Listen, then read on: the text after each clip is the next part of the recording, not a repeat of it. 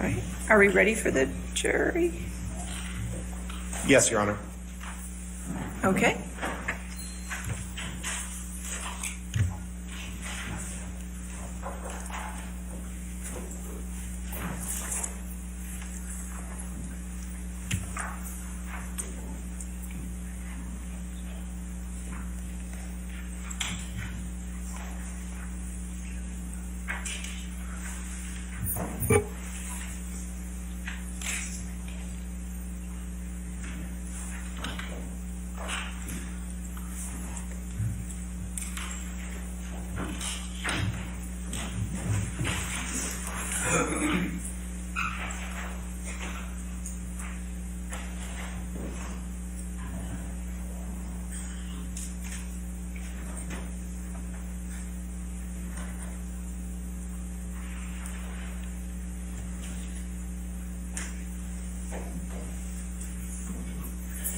All right. Good morning, ladies and gentlemen. All right, please be seated. Next witness. Good morning, Your Honor. Mr. Depp calls Kate Moss to the stand. All right. She will be appearing on your screen. All right, ma'am, can you hear me? Yes, can you count to 5 for me? 1, 2, 3, 4, 5. Thank you, ma'am. If you could raise your right hand. Do you swear or affirm to tell the truth under penalty of law? I do. Thank you. Good morning, Ms. Moss, or I should say good afternoon your time. My name is Ben Chu from the firm of Brown Rudnick. Would you please state your full name for the record? Kate Moss. Ms. Moss, where do you reside? London, England. From where are you testifying today, Ms. Moss? Gloucestershire, England. Ms. Moss, do you know Johnny Depp? Yes, I do. How do you know Mr. Depp? I had a relationship with him. Did there come a time when you and Mr. Depp had a romantic relationship? Yes. For how long, Ms. Moss, were you and Mr. Depp a romantic couple? From 1993 to 1994 to 1998. Ms. Moss, did there come a time when you, while you and Mr. Depp were a couple, that the two of you took a vacation together to the Golden Eye Resort in Jamaica? Yes. What, if anything, happened when you were in Jamaica with Mr. Depp?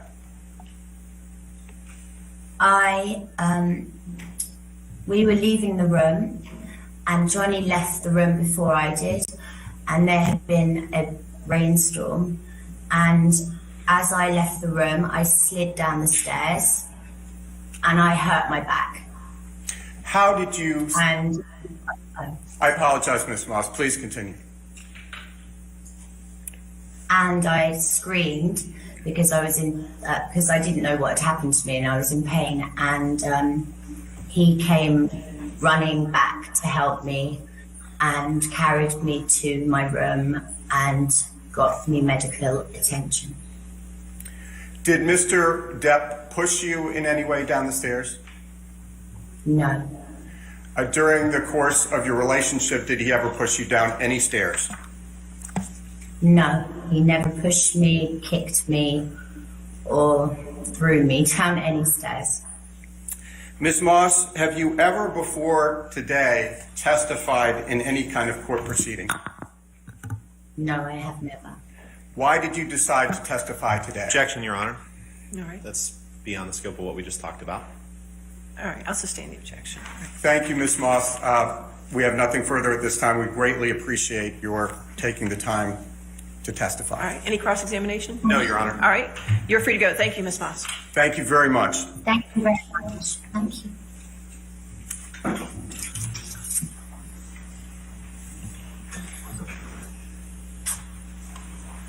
All right. Your next witness. Your Honor, we're calling Dr. Shannon Curry. Just give us a moment to move the TV.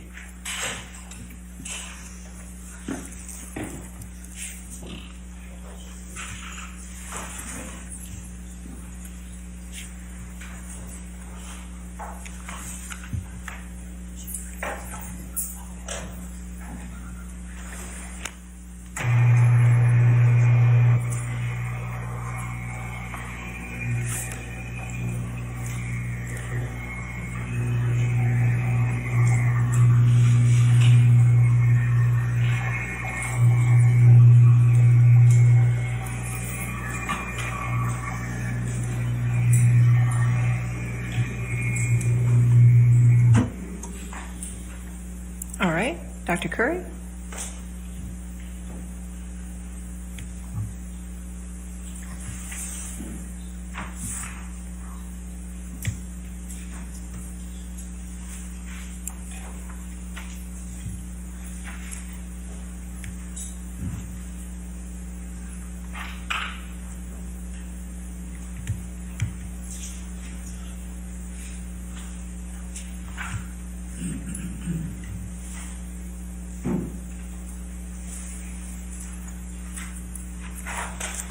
Good morning, Mr. Dennison. Good morning, Your Honor.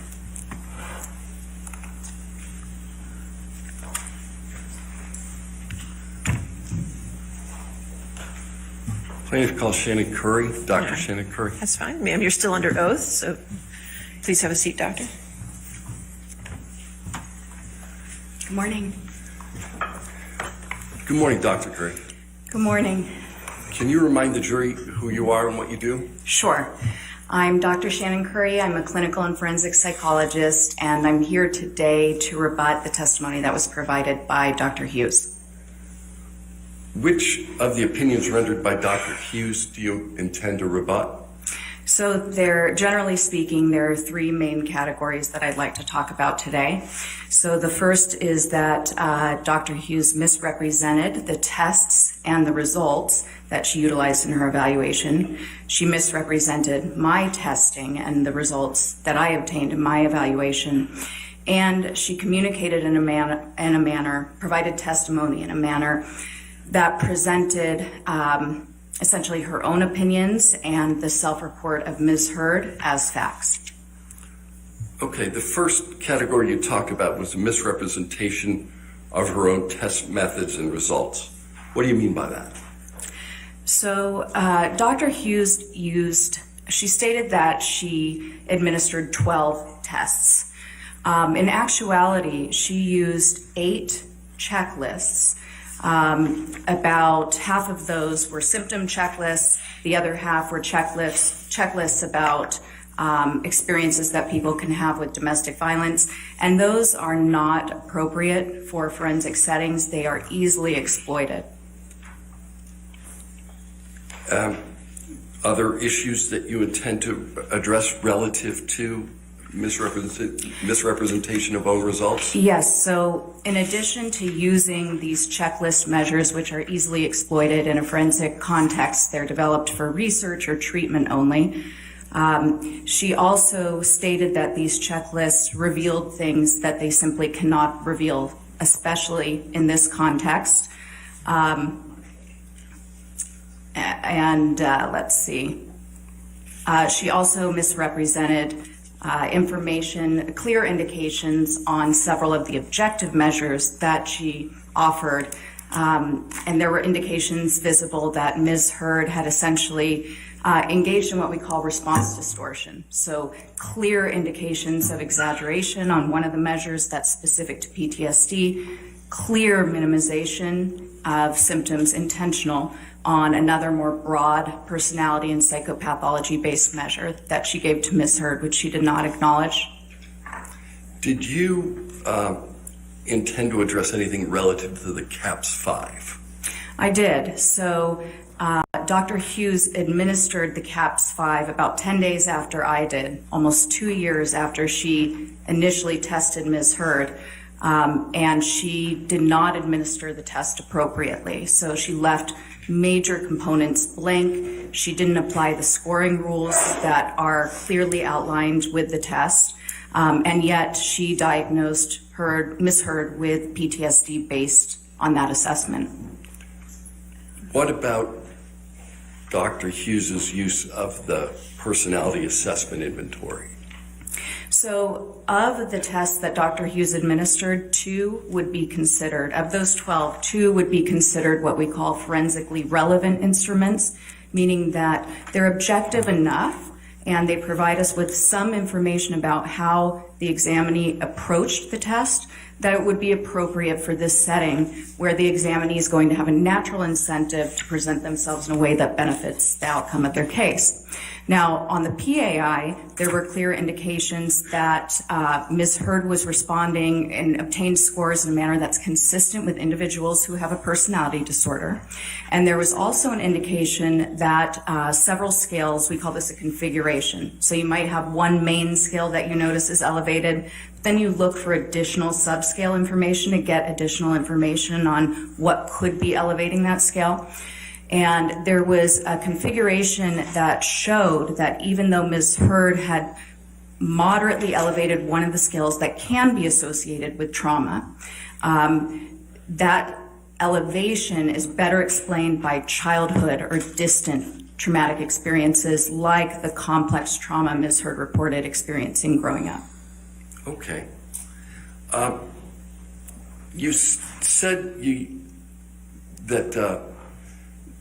that Dr. Hughes utilized checklists that are not appropriate for forensic analysis. Can you explain that? Yes. So, as I said, in any sort of forensic context, whether it's a civil or a criminal matter, a person who's being evaluated is going to have major incentive to present in a way that benefits the outcome of their case. So you always approach the examination, I believe Dr. Hughes said, with a healthy dose of skepticism, but that alone is not enough. We have to operationalize that. So we actually have to administer very comprehensive objective tests that either control for attempts to manipulate the test results or reveal attempts to manipulate the test results, so that we're not just blindly accepting the results or the self-report of the examinee. How many tests were administered by Dr. Hughes? She said that she administered 12 tests. How many of them were appropriate for forensic physical examination? So the trauma symptom inventory is appropriate. It's an objective measure, and it does have 2 primary scales that look at how the person approached the test. The personality assessment inventory is an excellent test. It is a broadband measure, meaning that it captures not only symptoms of mental illness, but also general personality traits. That also gives us pretty detailed scales similar to that one test I administered, the MMPI, that tell us a lot of nuanced information about the way the person approached the test. She also administered a malingering screen that can be very, very useful, but not in this context. So it's called the Miller Forensic Assessment Symptom Test. It's a brief set of questions that you ask the examinee, and it's been shown by research to be extremely effective at identifying an examinee's attempts to fake a severe mental illness or psychosis. And psychosis is when somebody loses complete connection with reality. It's excellent for that purpose. It's actually been shown in the research to not be effective at all for identifying a respondent's attempts to fake PTSD, anxiety, or mood disorders. The questions are just too odd for somebody who has the wherewithal to be trying to have PTSD to endorse. They see through it. So she used that. That's a fine test, but not appropriate for this context. Of the various tests that she administered, how many were these checklists? 8 of them. All right, and what are you talking about specifically? Okay. So I had mentioned that there were 2 main categories of checklists she used. The first is the symptom checklists. Those included the Beck Depression Inventory. It's a brief inventory of items that essentially show all of the symptoms of depression that a person might have, and you rate which level of severity you have for each question. She also gave the Beck anxiety inventory, very similar, but just with questions about anxiety. She gave the mood disorder questionnaire, which is a very brief, again, checklist. It shows symptoms of bipolar disorder. Bipolar disorder is a mood disorder where you might have an extended manic episode and then a very extended depressive episode.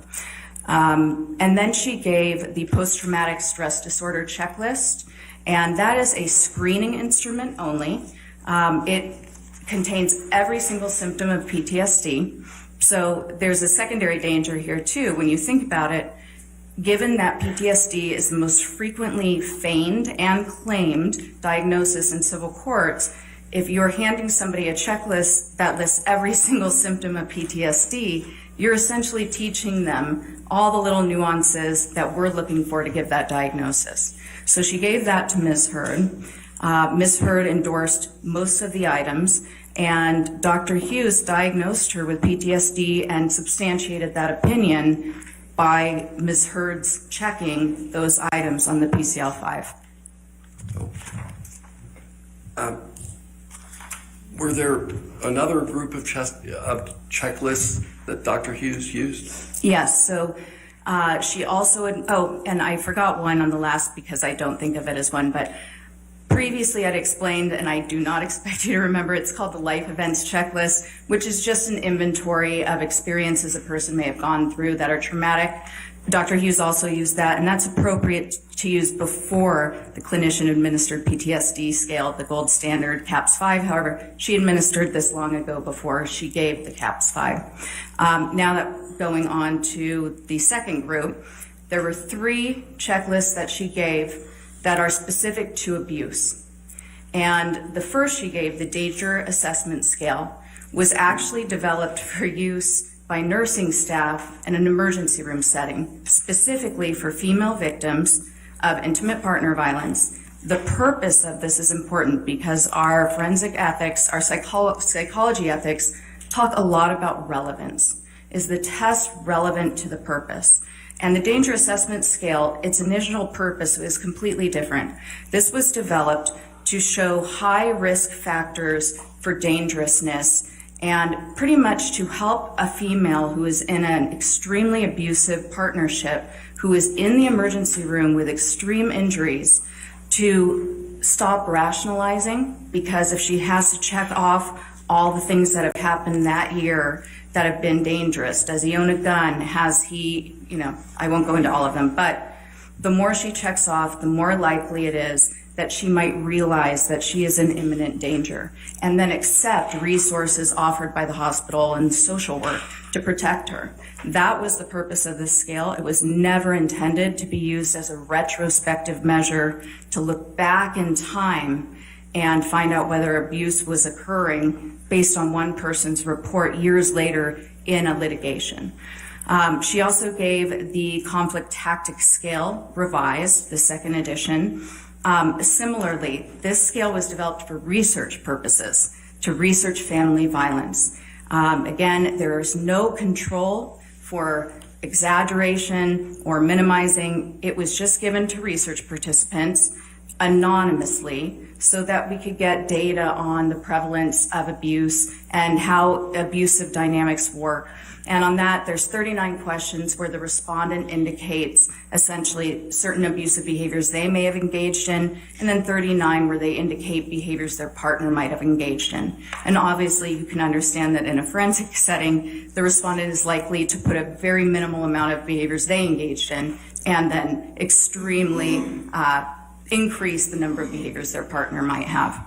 And then lastly, let's see, the abusive behaviors observation checklist was the third checklist she gave. This one has not, there's no known research even on its effectiveness for what it was developed. It's a theoretical, very brief checklist that was meant to be used for therapy, where an individual who had experienced domestic violence could essentially read through some of the behaviors that constitute violence that they might not have been aware of. And if those behaviors applied to them, or if some of those coping strategies were ones they utilized, they would check that off. and then they have a way to talk about it because now it's been put to words.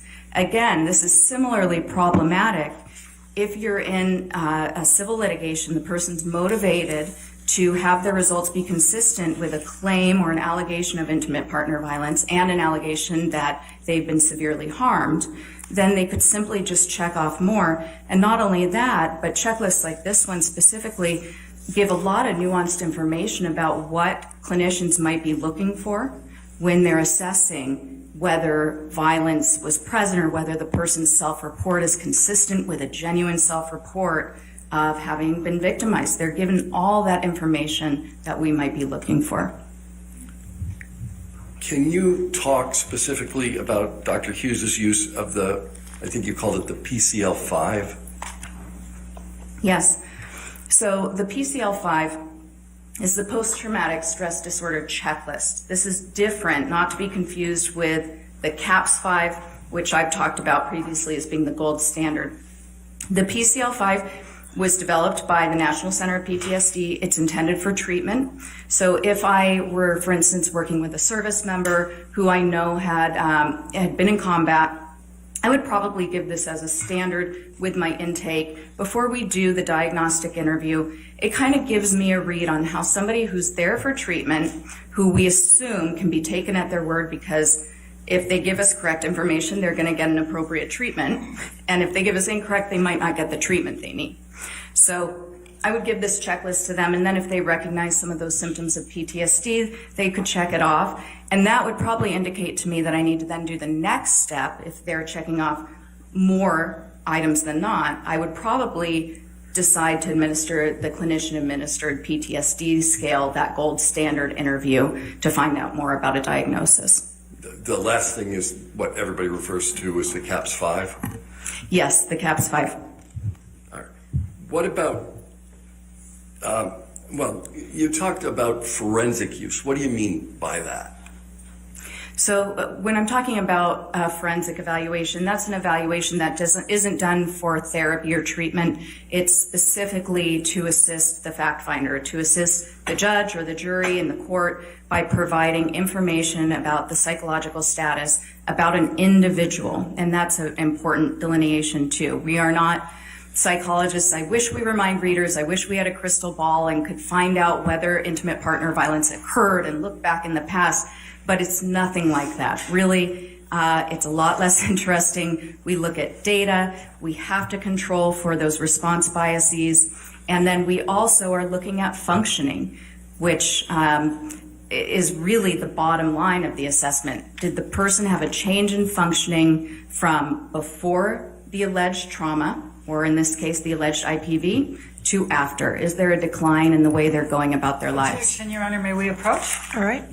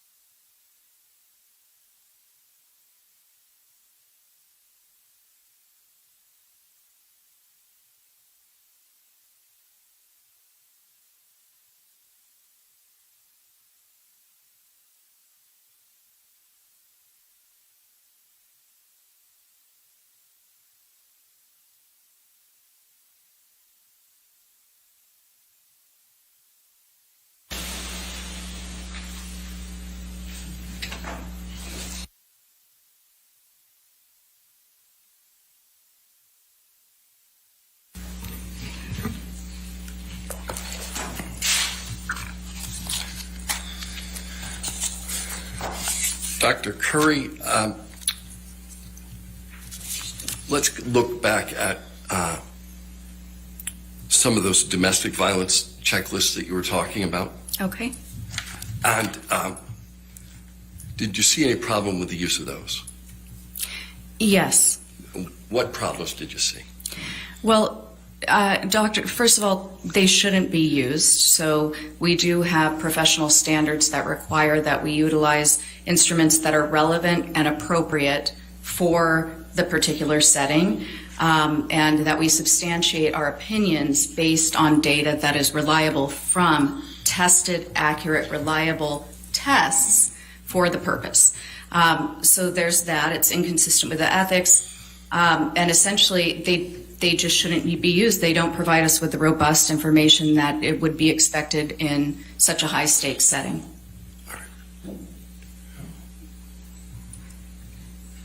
Would you have expected Dr. Hughes to comment on the limitations of the checklist she was using? Yes. So, first of all, Dr. Hughes provided opinions based on these checklists. So she referenced especially the danger assessment scale several times throughout her testimony, stating that Ms. Heard was in a very dangerous situation.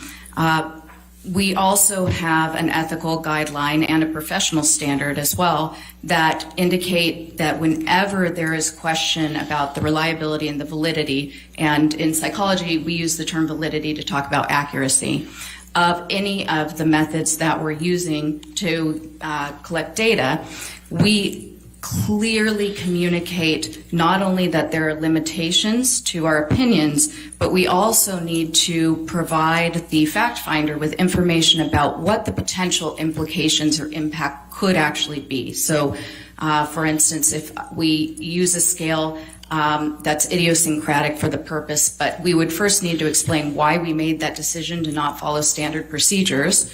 And then we would need to explain the use of this scale might introduce some potential exaggeration of this symptom, and so I'm trying to control for that way, but that was one of the limitations of my opinion. You have to make it very clear. Transparency is really at the center of good science in general.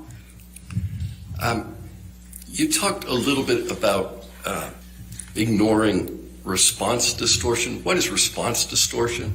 Response distortion is a term that speaks generally about an examinee approaching a test and providing answers that are either exaggerated or minimized, but in some way an inaccurate representation of their current mental status or their experience. What test do you believe that Dr. Hughes failed to acknowledge response distortion on? So she administered the personality assessment inventory, which is similar to the test I gave, the MMPI-2. It's that general broadband measure of psychopathology symptoms and personality traits. It includes several scales that are very good at detecting either exaggeration, minimization, or even trying to claim that you have unusually good qualities. On that test, there were clear indicators that Ms. Heard, very similar to the way she approached my MMPI, engaged in defensiveness. And in fact, there's a function that you can look at. So you have that main scale elevation, we call it positive impression management, was elevated. And then, because we want to make sure that somebody isn't elevating that scale just because they have such well-being, there are additional configurations of scales that you can look at to find out what's going on. And so the Cashel discriminant function is sort of the name of one of these configurations, these equations that are done. And she was highly elevated on that. In fact, that elevation tells you that no, this isn't accidental. This isn't because she's just doing so well in life that she has an extremely, extremely low amount of problems. No, this is an intentional over-reporting, or I'm sorry, an intentional effort to minimize any appearance of having problems. Now, you may have addressed this, but there was a reference to malingering. Yes. So what's interesting about Ms. Heard's approach to different tests is that it seems to be influenced by what we call the face validity of questions on the test. So if a test looks like it's measuring PTSD, you see exaggeration on her validity scales. If the test has less face valid questions, for instance, the personality assessment which Dr. Hughes administered, the MMPI-2 which I administered, where she can't quite figure out what the questions are asking, they seem really banal in general. On those, you see extreme defensiveness, minimization of any potential pathology, essentially presenting herself as perfect and free of any mental illness or personality disorder. But on the trauma symptom inventory, which Dr. Hughes administered, that was the one that I previously indicated for ease of explanation. When the test results come out for how the person approaches the test, that test itself prints it as a percentage. And there's a really excellent scale for finding out if a person is exaggerating their symptoms of PTSD. It's called the atypical response scale. And the TSI-2 is the revised version of this test, and that scale was improved this time around to really try to be a clean indication of, is this person exaggerating? And it puts questions in the test that are so unusual. They might sound like PTSD, but even the most severe cases of PTSD don't have these symptoms. And so somebody who's intentionally trying to exaggerate PTSD, or possibly unintentionally, but nonetheless who's exaggerating it, is likely to endorse these items even though they're not real PTSD symptoms. Ms. Hurd scored so highly on this that even if there is, although Dr. Hughes correctly said there tends to be a negative skew when people have the high levels of distress that's associated with PTSD, so sometimes people score higher on this even when they do have PTSD, she scored so high that that is effectively ruled out as a possibility. Okay. What about Dr. Hughes's administration and use of the CAPS-5? Okay, yes. So Dr. Hughes had diagnosed Ms. Hurd with PTSD back in 2019 when she began testing her. It wasn't till 2 years later, more than 2 years later, 10 days after I administered the CAPS-5 with Ms. Hurd, that Dr. Hughes held an impromptu evaluation session remotely with Ms. Hurd and administered the CAPS-5. She had previously diagnosed PTSD without using what we consider to be the gold standard PTSD diagnostic interview. And again, when we're doing a forensic evaluation, it is an important responsibility, and part of our ethics and professional standards are that we document everything to allow for transparency and full judicial scrutiny. And Dr. Hughes administered incorrectly. She left huge sections, very relevant sections, blank. There's no way to understand why she scored it as high as she did based on the information that's provided. You're essentially supposed to notate the examinee's responses as verbatim as possible to explain your reasoning and implying their scoring procedure. It's a standardized test, and if you don't follow those standard procedures, it's completely invalid. Not only that, but it looks as though Dr. Hughes further invalidated it by trying to show that she had assessed for the childhood trauma impact, and she had said that she went back and asked the childhood question, but you can't do that. If you're assessing for two separate periods of one's life to find out the relatedness to PTSD, you do two separate CAPS interviews, period. You don't create your own question system. That is non-standard administration of the test, and it invalidates it. All right.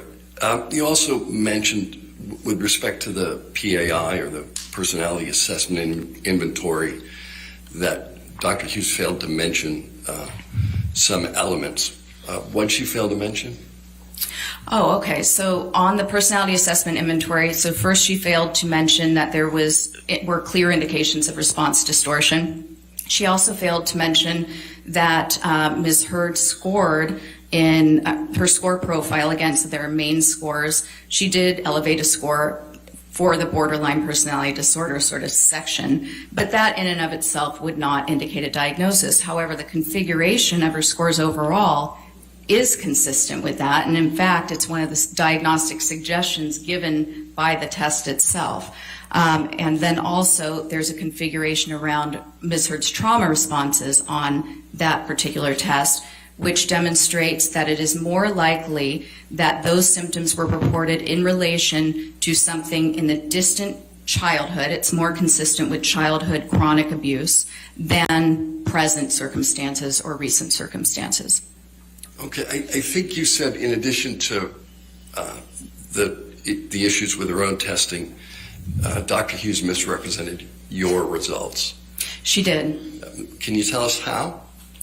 So, well, I would say the main issue was that she said that Ms. Hurd obtained a normal profile on my MMPI-2. All right. How do you disagree with Dr. Hughes relative to the profile?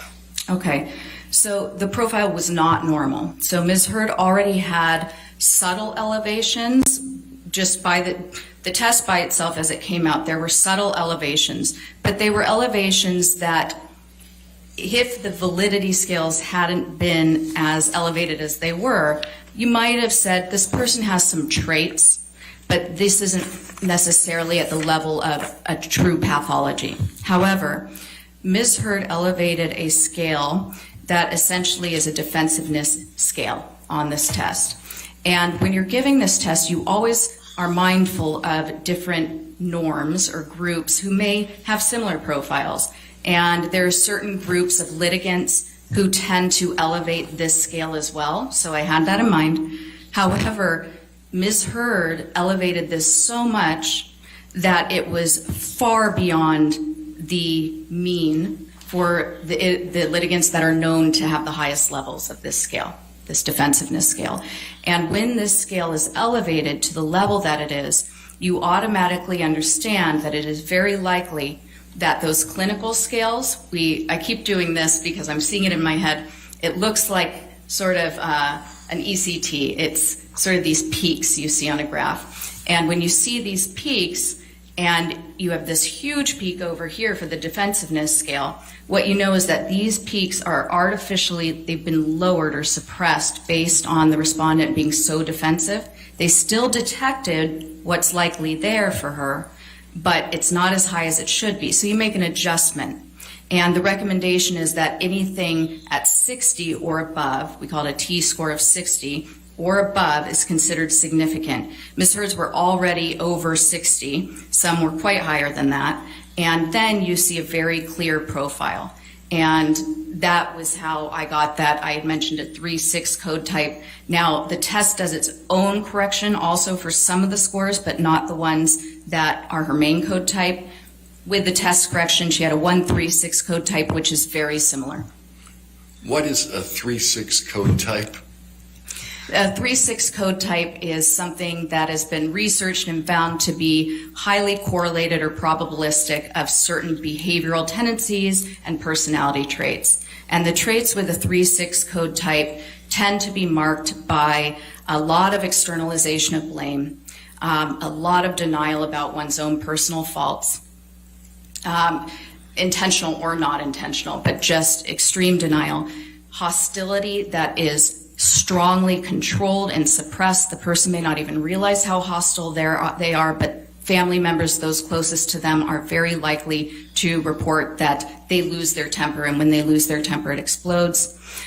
We have sort of what we call a cookbook for these code types, which will provide you with all the information that's been researched to be associated with them. And our cookbook actually states that 3-6 profile specifically tends to be associated with cruel and ruthless behavior, particularly to those who they perceive as less powerful than them and subordinates. Describe for the jury the review process that you went through relative to the MMPI. So I conducted a very methodical analysis of the scores. I do this for every test, and I also did it when I was reviewing Dr. Hughes's scores.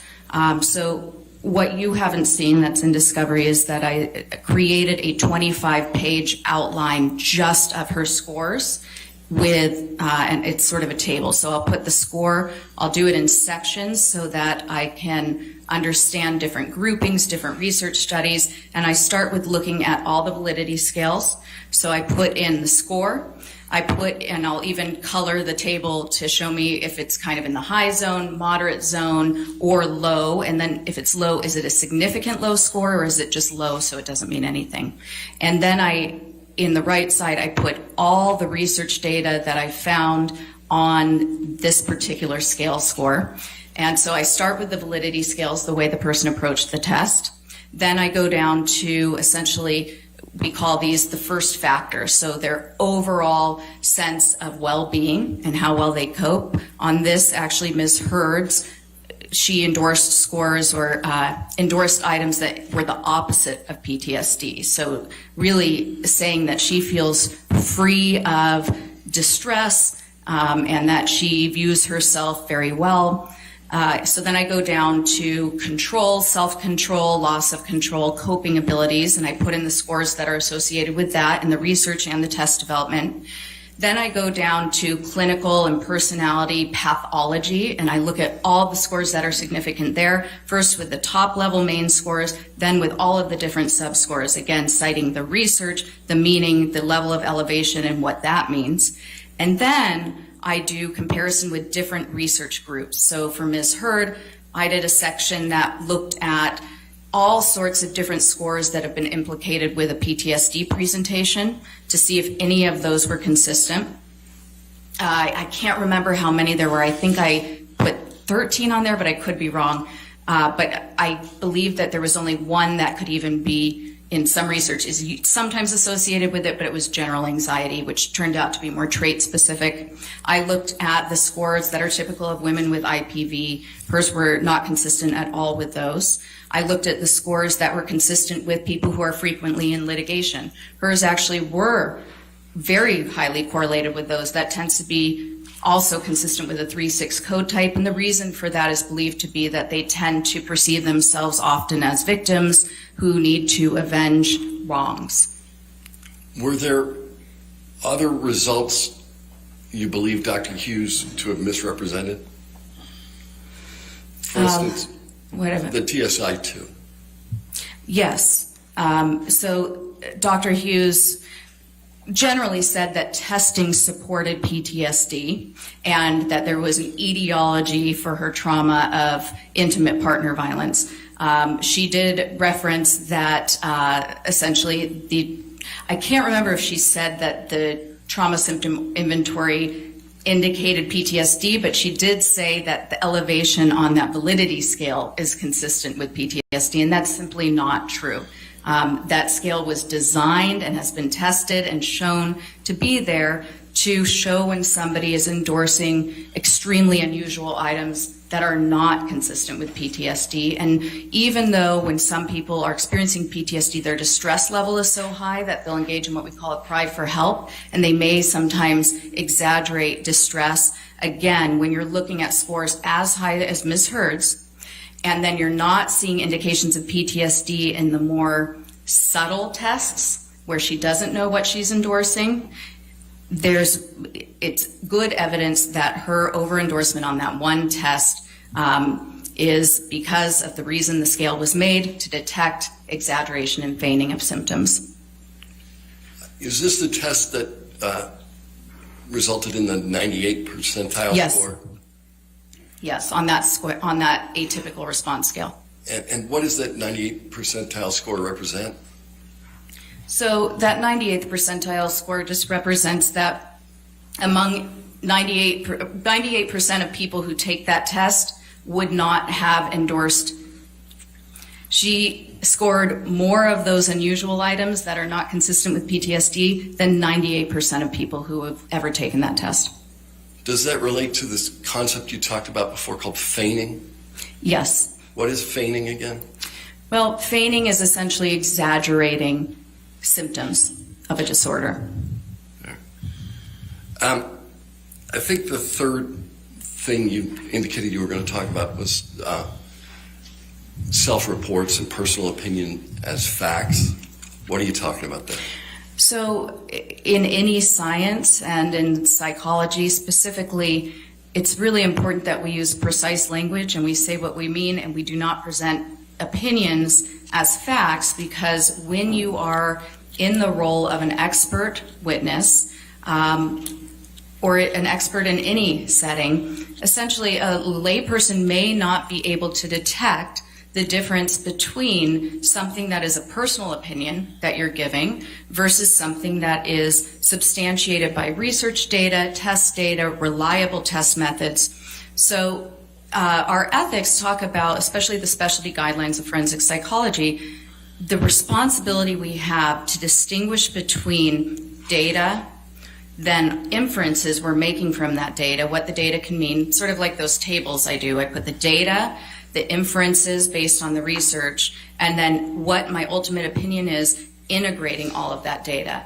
And it's very important that we clarify that to the fact finder, to the judge, the jury. That's our responsibility, that we do not cloak personal opinions or the self-report of an examinee as an expert fact or somehow scientifically based when it is just a personal opinion or self-report of an examinee.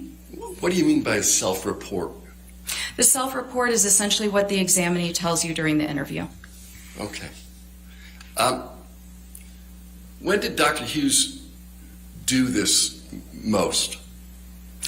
She did this most when describing instances of alleged IPV. And there's also an issue there because one of our ethics also discusses the importance of relevance and withholding, essentially constraining our testimony to the data and not including private information, personal information that unnecessarily compromises the dignity of any of the litigants.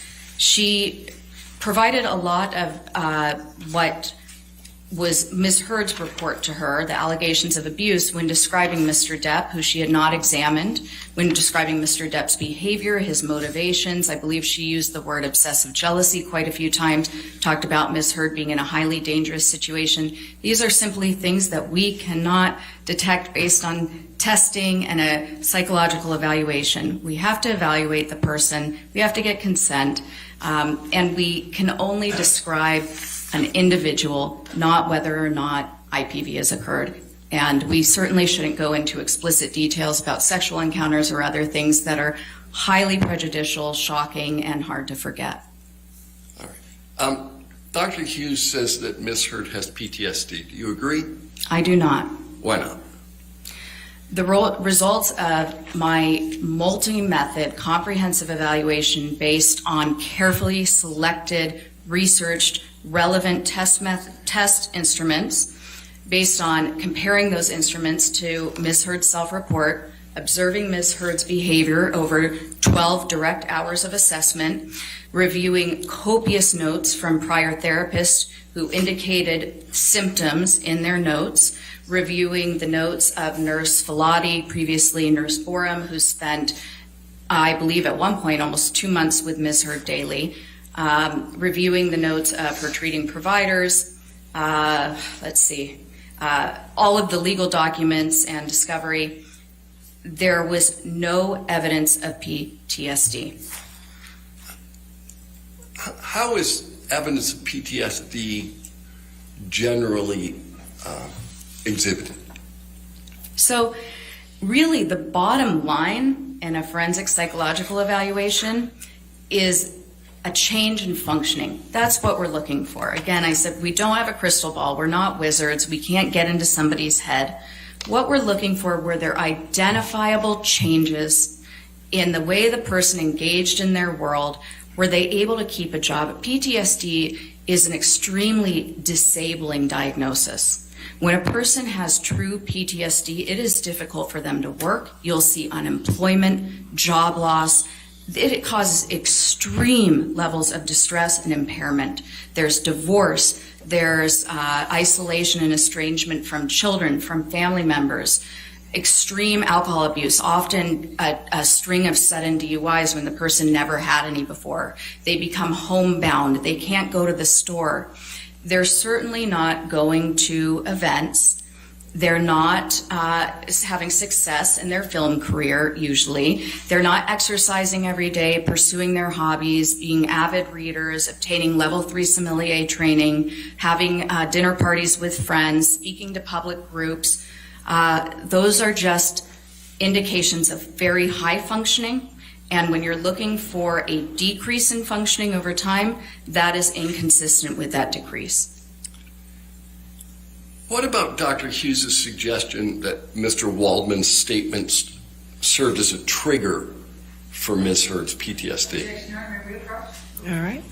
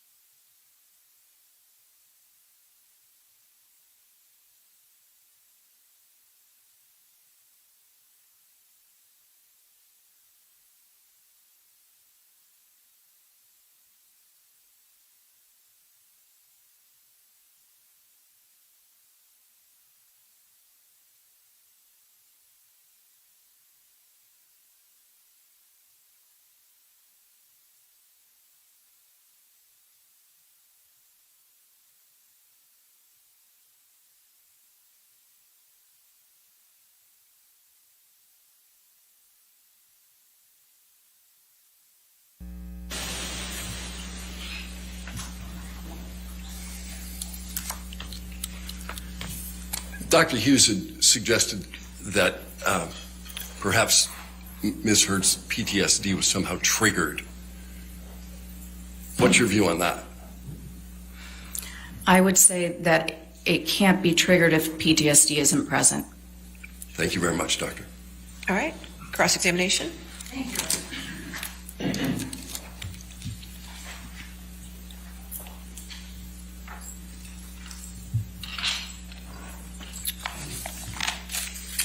Dr. Curry, I just want to make sure that we all remember, you're not board certified, correct? No, I'm not. Okay. And you've been licensed for how long? I've been licensed for 10 years. Okay. And you are being paid by Mr. Depp's legal team to be here, correct? Yes. How much have you charged so far? I actually don't know. Over 100,000? I truly don't know. I don't do my own books. Over 200,000? I don't know. Over 300,000? That would be way too much, but I do not know. Okay. Now, just so that we all remember, you had dinner at Mr. Depp's house for 3 to 4 hours with Mr. Depp, Mr. Waldman, Mr. Chu, and Ms. Vasquez, correct? I was interviewed. I asked if there was anything I could eat because at about 3 hours I started to get hungry. Mr. Depp then offered to order takeout for the entire team. So you had dinner at Mr. Depp's home with Mr. Waldman, Mr. Chu, Ms. Vasquez, and Mr. Depp, correct? Yes. And you had drinks as well, correct? I actually don't know. I do remember that there were drinks. Do you recall testifying earlier that you did have a drink, a mule something? No, I remember testifying that there might have been a mule, a Moscow mule. Okay, thank you. We didn't have animals there as well, right? No animals. Okay, that's good to know. And you talked about transparency. I just want to make sure you had several designations, expert designations and reports in this case, correct? Yes. And in not one of them did you disclose that you had dinner and drinks at Mr. Depp's house for 3 to 4 hours with Mr. Waldman, Mr. Chu, and Ms. Vasquez. Is that correct? Ms. Bredehoff, you're mischaracterizing what occurred. Dr. Curry, please answer the question. Not once did you disclose this in any of your reports. I did not correct? disclose that I was interviewed as that standard procedure. But it's true that you have never gone to a client's house to be interviewed for an expert witness position, correct? Yes, because I never had a client that was essentially homebound because of their celebrity status. All right. And you talked to Mr. Depp for 3 to 4 hours before taking on the role of assessing Ms. Heard and deciding whether she was suffering from any distress, correct? I did not talk to Mr. Depp. I was talking to his legal team, and he was there to observe. He was present for the 3 to 4 Yes. hours. Oh, and are you saying now he just stayed silent and said nothing all day?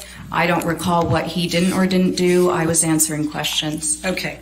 Now, your expertise here is limited to whether Amber Heard suffers from PTSD currently. Is that correct?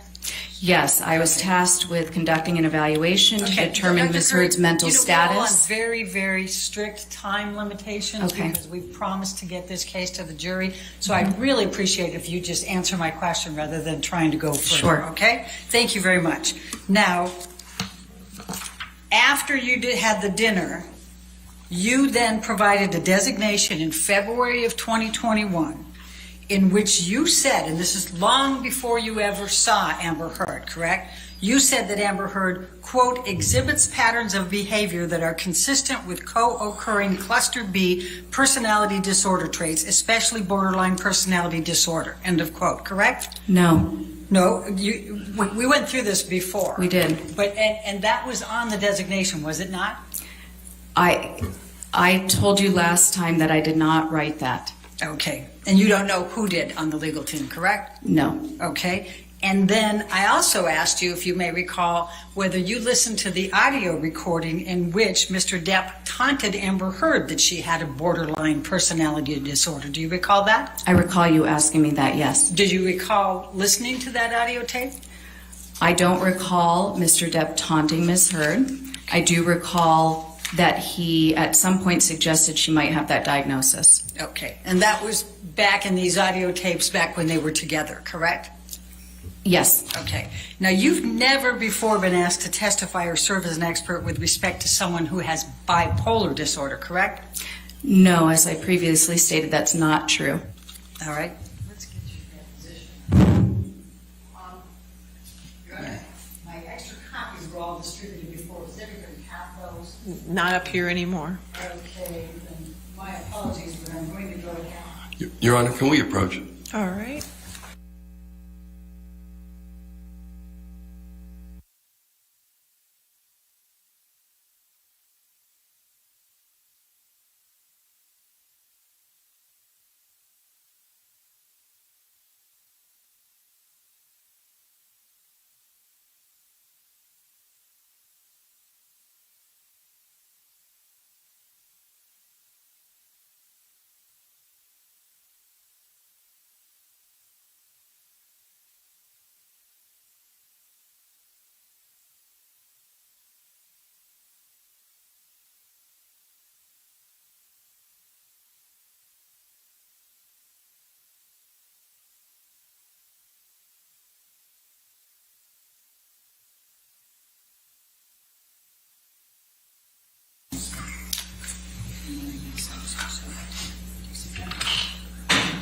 That's it? Yes.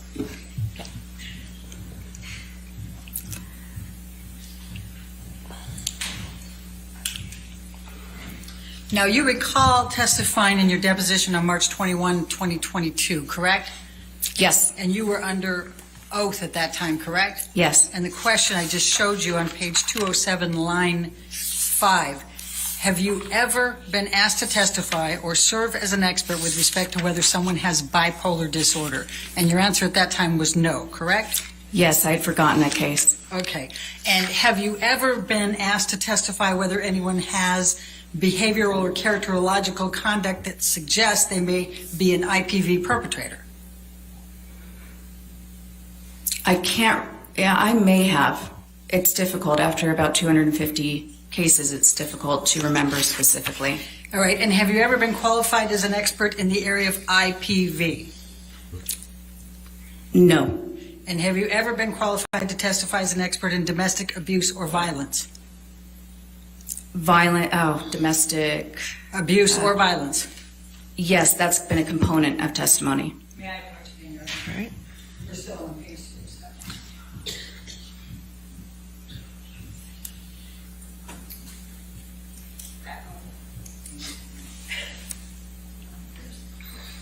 I can see what you asked me on that. Can I take a look?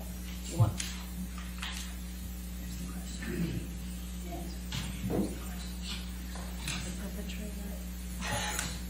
Okay.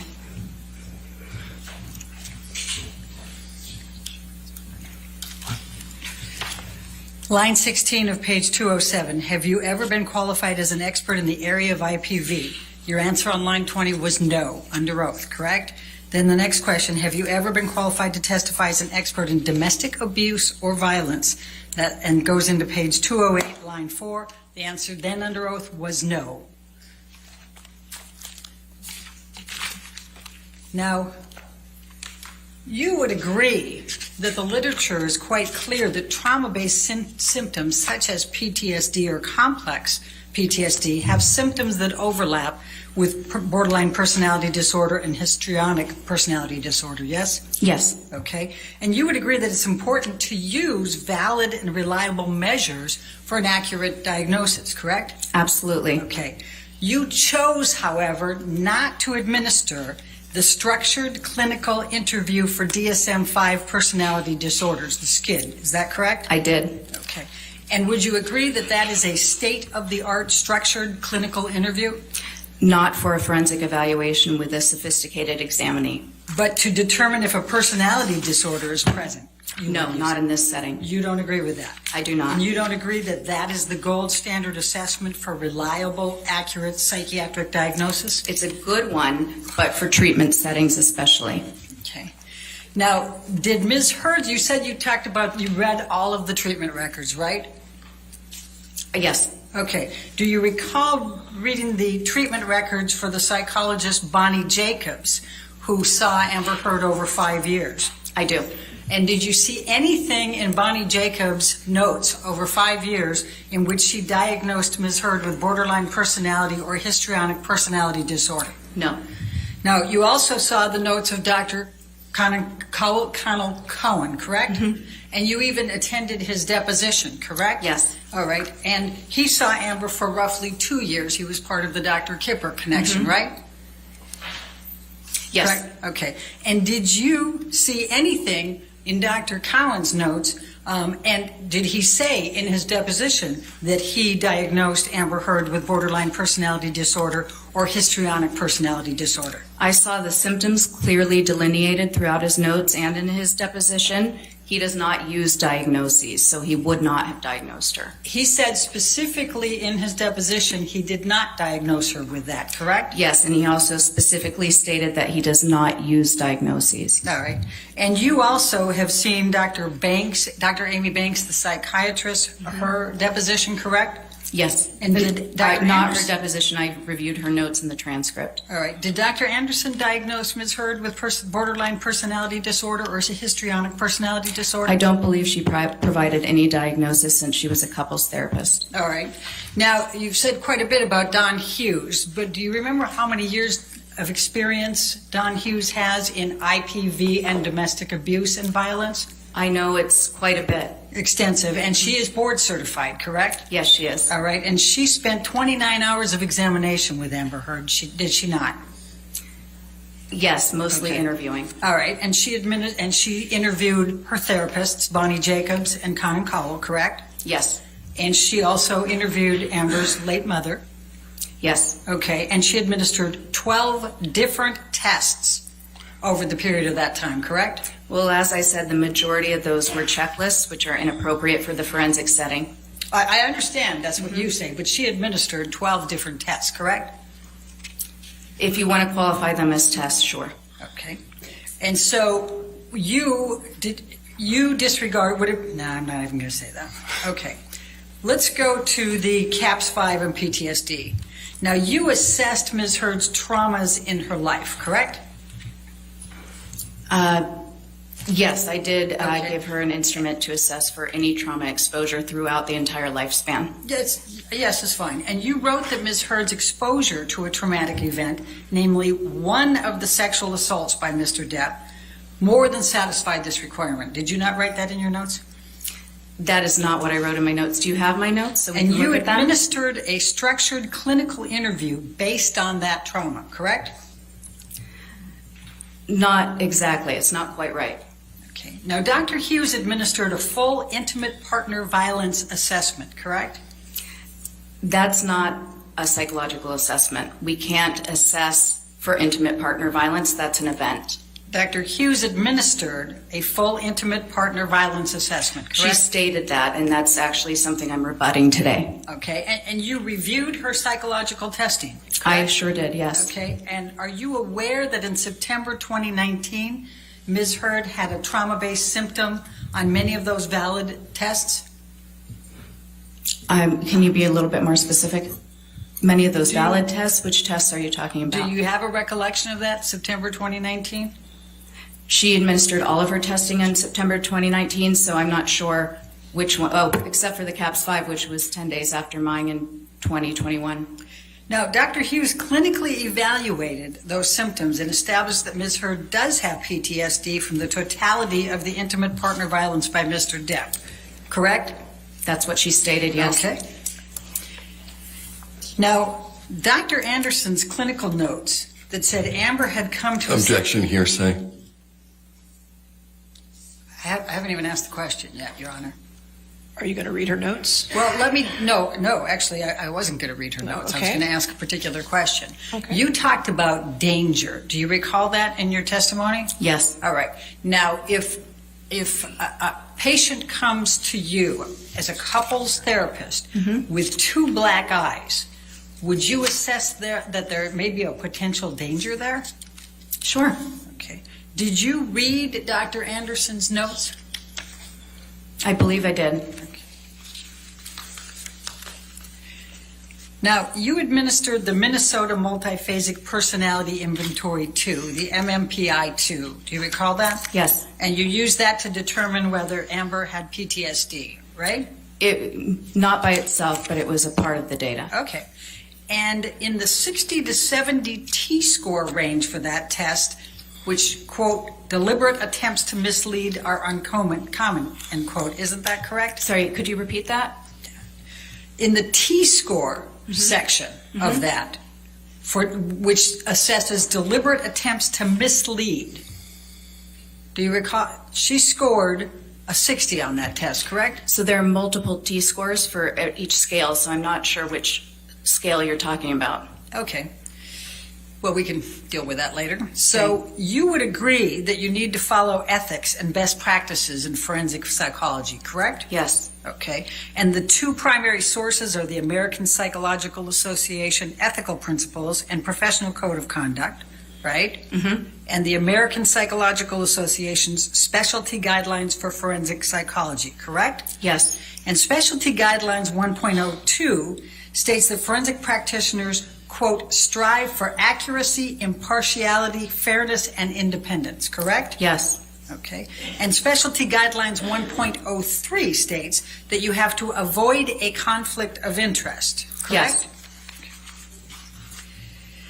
Now, in addition to not listing the 4 hours you spent with Mr. Depp, Mr. Waldman, Mr. Chu, and Ms. Vasquez, you also did not list that you spent an hour with Dr. Shah, correct?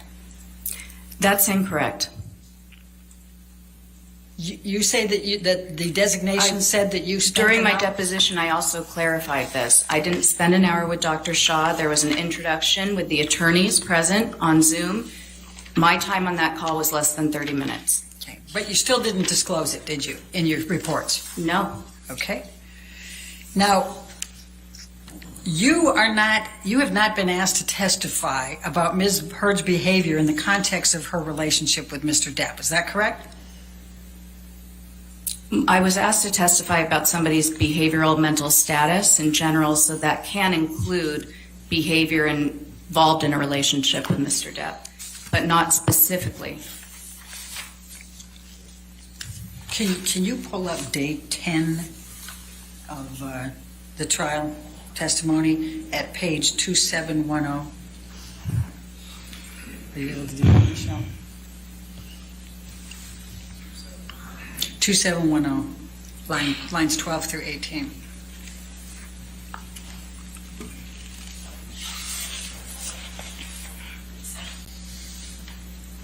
May we approach? All right. All right.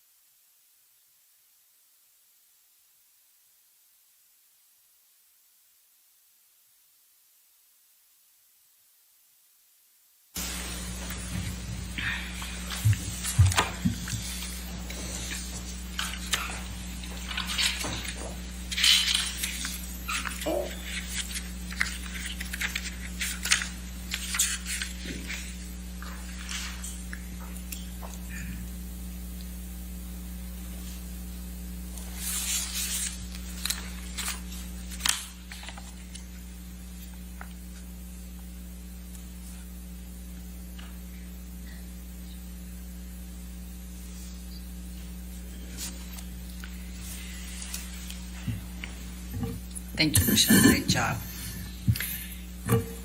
Okay, does the witness also have, okay. Yep. So, Dr. Curry, this is your testimony from day 10 in this case, and if you can look at page 2710, line 13. Now, my question was, now, is it your testimony under oath today that you have not been asked to testify concerning Ms. Heard's behavior in the context of her relationship with Mr. Depp, including any abuse? And your answer under oath to this jury that day was, that's correct. Yes. Correct? I still agree with that question. All right. And you have not made any determinations, including any opinions, that Ms. Heard abused Mr. Depp or Mr. Depp abused Ms. Heard, correct? Correct. Okay. And in fact, you said that's outside the scope. Yes. Right? Okay. Of psychology. And you cannot testify whether Amber Heard suffered any emotional distress as a result of any of the defamatory comments that she has alleged Mr. Waldman made through Mr. Depp, or Mr. Depp made through Mr. Waldman, correct? Objection, Your Honor. Do you want me to read my response? What's the objection? I'm What sorry. I- Hold on, Dr. Sorry, Curry. Your Honor. That's okay. Oh, what's the objection? Are you on approach? Okay.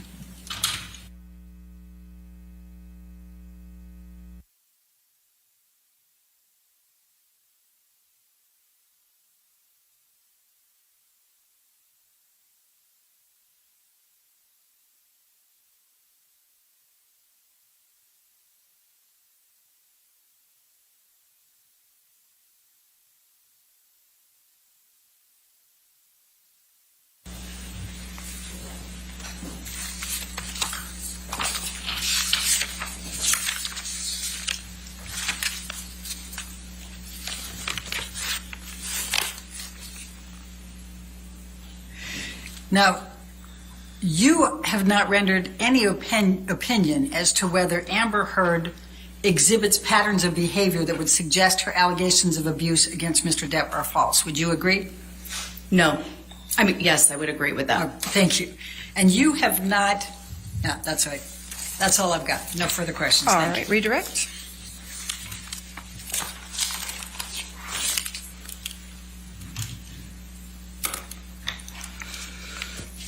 You were asked about the skid.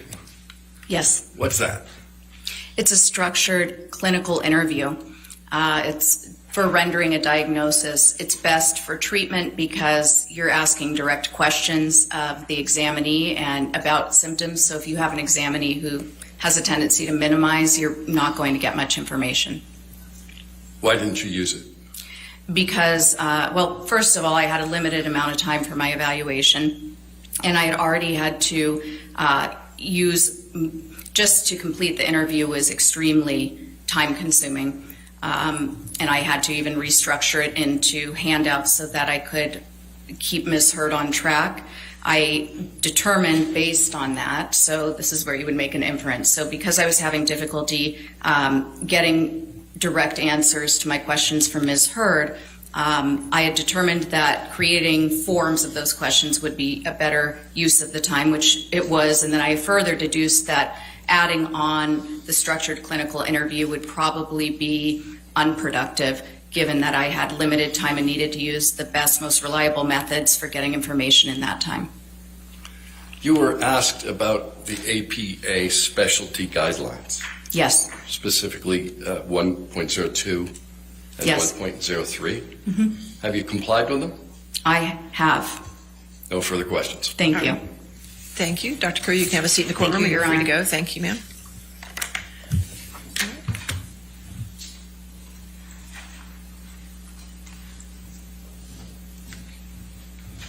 All right. Ladies and gentlemen, let's go ahead and take our morning recess for 15 minutes. Do not discuss the case and do not do any outside research, okay?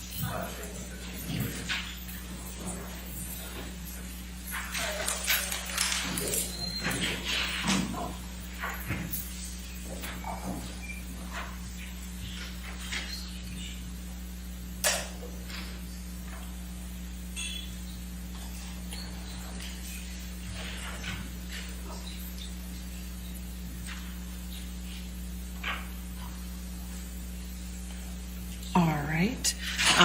Just for planning purposes, Sammy asked Mr. Tobin to be here as early as noon, just in case with the fluid of the trial. I'm not sure what time we can get to that motion, so. That's fine. Okay, just to let you know. They need to work on that. They're going to find out who the next witness is. So let's go ahead and take a recess until 10:55, okay? All right, thank you. Thank you.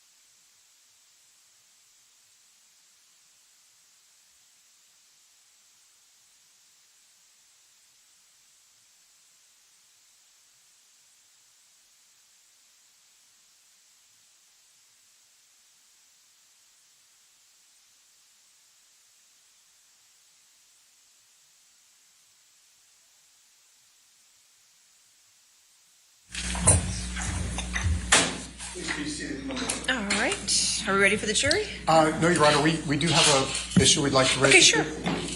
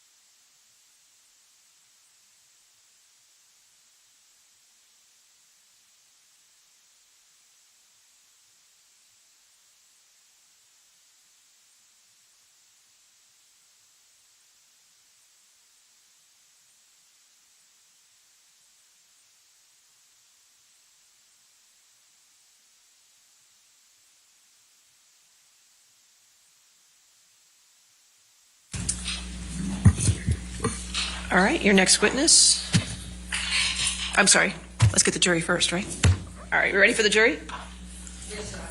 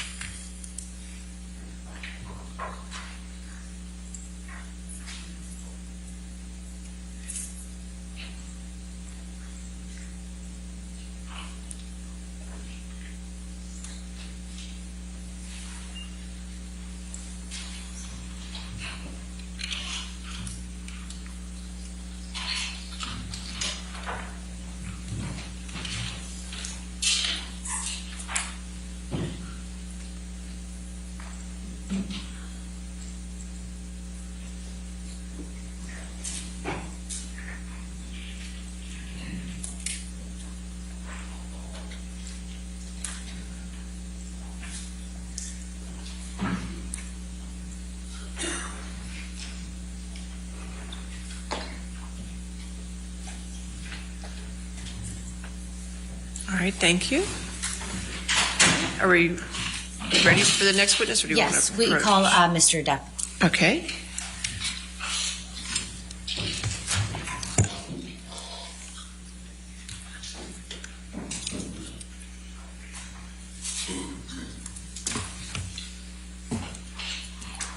All right. So just a reminder, you're still under oath, okay? Yes, ma'am. All right, thank you, sir.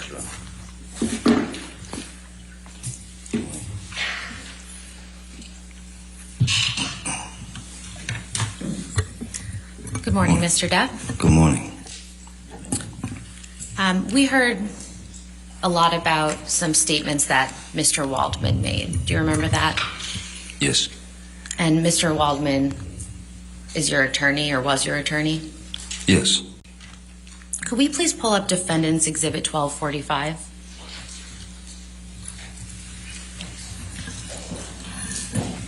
And this is already in evidence, so permission to please publish. If we could scroll down to the second page.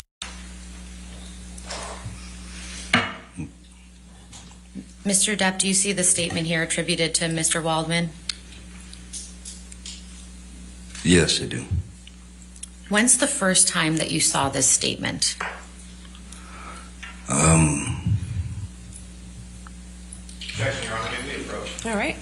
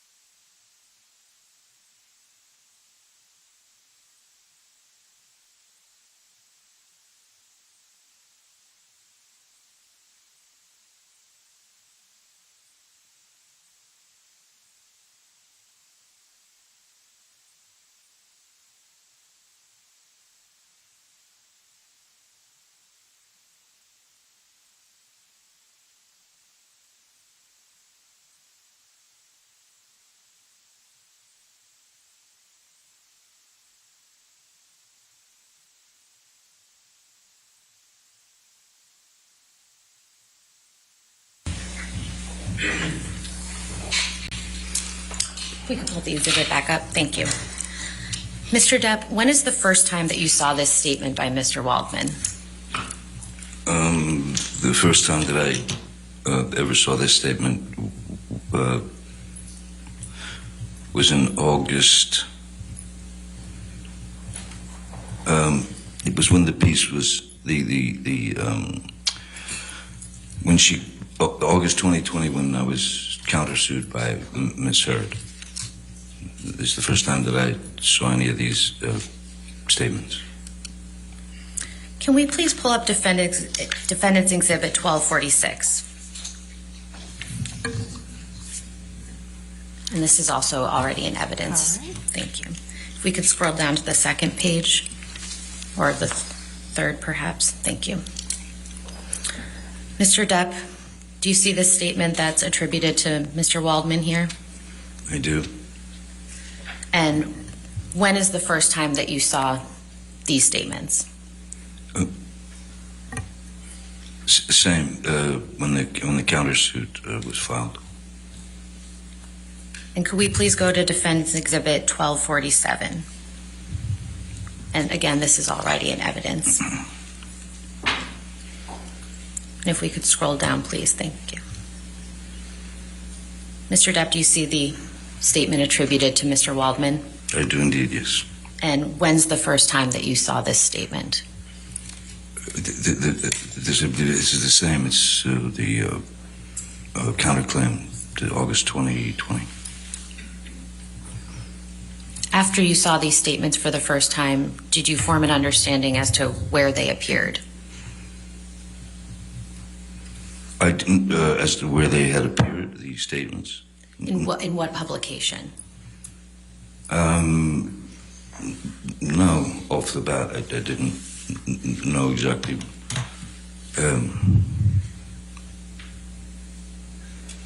It just seemed like a lot of word salad to me. I didn't know where they'd come from, or where they ended up, or. Mr. Depp, do you recall Ms. Heard testifying that you did not assist her in getting her role in Aquaman? Yes, I do, yes. And what is your response to that?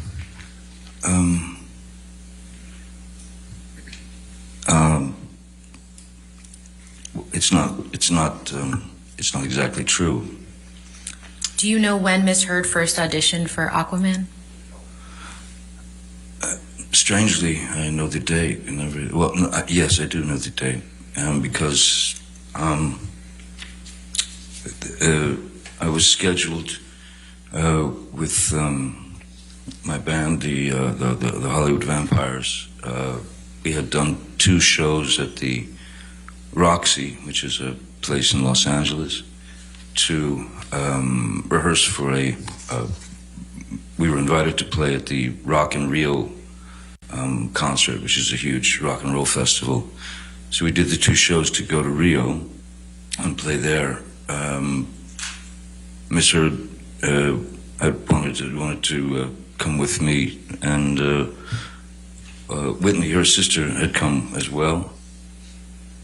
While we were there in Rio, we were rehearsing, getting ready for the show. Miss Heard informed me that she would have to get back to Los Angeles for an audition, meaning it's basically after our 2-hour show or whatever, we would have to get on the plane immediately to make it back to Los Angeles for this audition. And that audition was at Warner Brothers. It was whatever film it was. And when were you performing at the Rock in Rio? Oh, sorry. Yeah, that was I believe it was the 24th of September. In what year? That was 15. What do you understand happened after Ms. Heard auditioned for Aquaman? After Ms. Heard's audition, or possibly auditions, for Warner Brothers and I suppose the creative team, Ms. Heard had expressed to me that the film was going to be, Warner Brothers had said that the film was going to be shooting in Australia. And Australia was for Ms. Heard, that was a potential problem, which... Objection, Your Honor. We approach. Okay.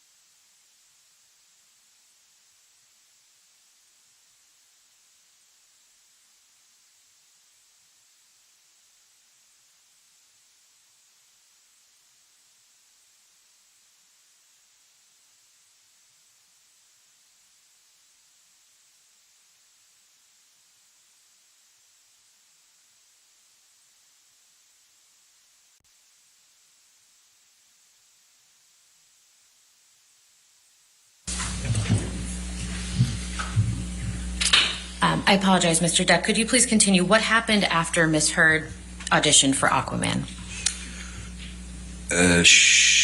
I was informed by Miss Heard that the film was going to be shooting in Australia, and that was of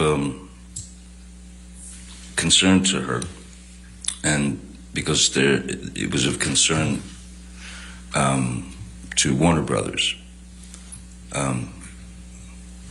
So she asked if I would, because I'd had a multi, for a few years I'd had a multi-film deal with Warner Brothers, and so we'd been in business together. So I knew these people. I'd been on films with them. So she asked me if I would speak to them. I made a phone call and I spoke to.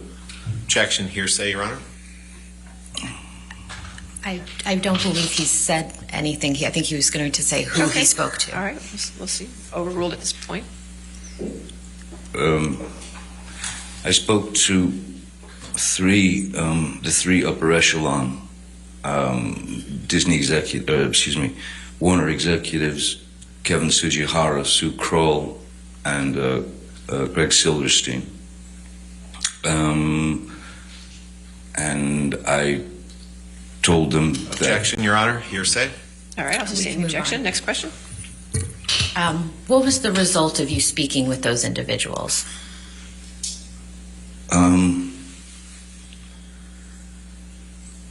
Well, I can only say that ultimately she did get the job in the film. So hopefully I suppose I had curbed their worries to some degree. Mr. Depp, do you recall Ms. Heard testifying that she saw you consume 8 to 10 MDMA pills while you were in Australia in March of 2015? Yes, I do remember that. How many? I also remember her saying that I took a handful. Objection beyond the scope. Question. Sorry, that was extra residue. All right, I'll sustain the objection. Next question.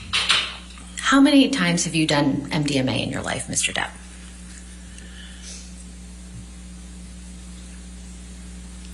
Actually, not that many times. I would say in my lifetime,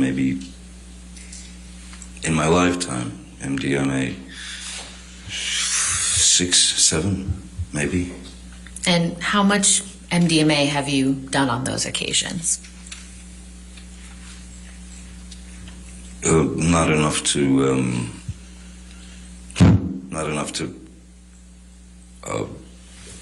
properly. Well, not enough to properly experience what the chemicals are supposed to do to you. Have you ever consumed 8 to 10 MDMA pills at once? No, ma'am. No, I have not. And why is that? Because I'd be dead. I'm pretty sure I'd be dead. I think one would die. Yes, and probably rather quickly. Mr. Depp, I'd like to show you some pictures from the home in Australia that Ms. Heard testified about. Sure. Could we please pull up Defendant's Exhibit 1817, which is already in evidence?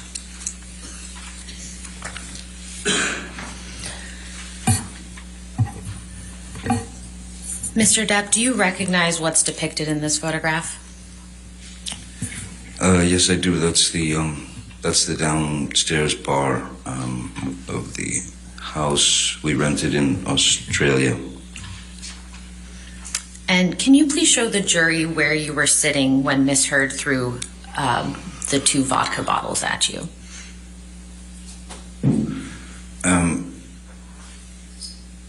If I touch this thing, it'll make a Yes, mark. it will. Yes. Okay. So this chair, that one here, was over here. And it was in pretty much when I was turned around they were on a swivel, so when I was turned around towards the bar, I'm facing the bar. When I turned around this way, this chair here was in pretty much exactly this same position as this chair. It was when I was facing Miss Heard, who was, let's say, she was, if you're looking at the photograph, she would be about here. Could you draw a line in the direction where Miss Heard was relative to where you were sitting? Yes, absolutely. So if I'm sitting here,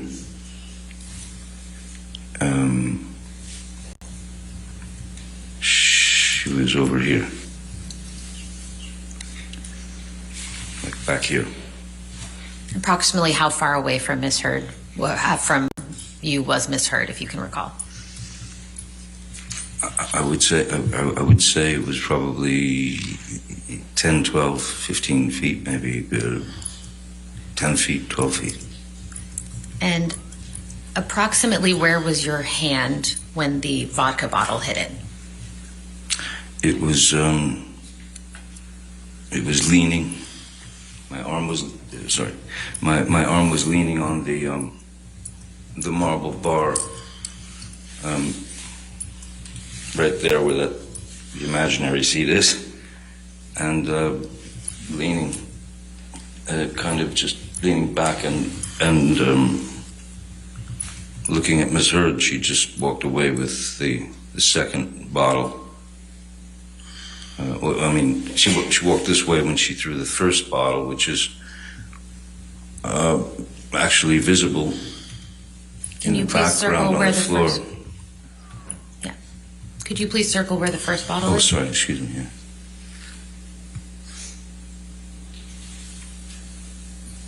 All that is the exploded first bottle that went past my head. And the second bottle hit right up here where my hand was resting on the marble bar. Can we please pull up Defendant's Exhibit 1820?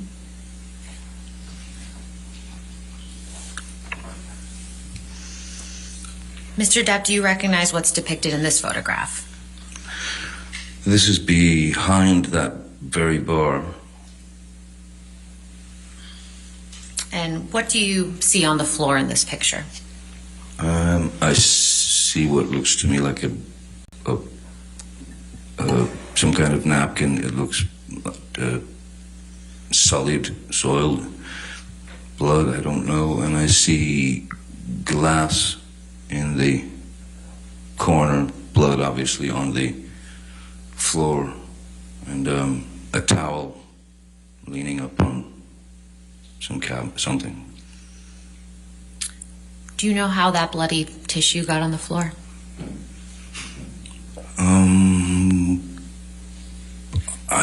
My best guess. Objection calls for speculation. Sustained.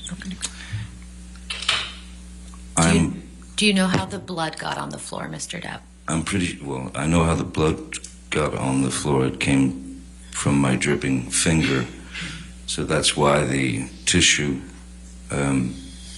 is I'm 99.9% sure, since it is looks like it's got blood on it as well, is what I held my finger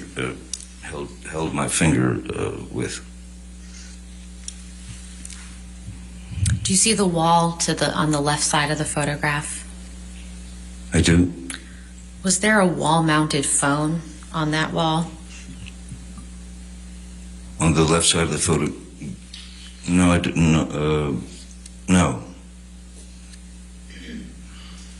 Not that I recall, no.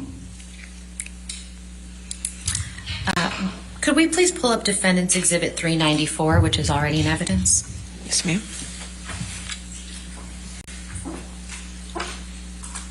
Mr. Depp, do you recognize this text message?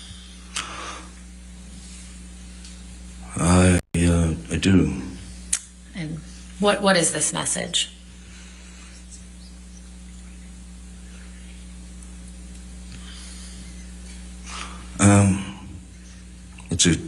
It's a text to Dr. Kipper.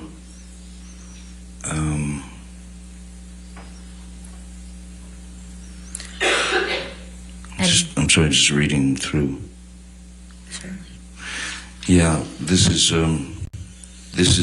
my text to Dr. Kipper, who had just happened to be in town, telling him that I've had it and that I just lost a fingertip. How long after your finger had been injured did you send this text message, if you can recall? It's hard to tell because when I look at the timestamp, it says delivered 3/7/2015, 5 o'clock. But I know that because of Australia time, it was the 8th, and it was probably, the whole thing lasted probably until about 2 p.m. Or so, when that was when Kipper was called, Jerry was brought in, Jerry Judge, sorry, excuse me. So do you have an estimate as to how long after your finger had actually been injured that you sent this message? I don't think it was very long. I think it was probably within the next, I'm sure it was in the next half hour or so.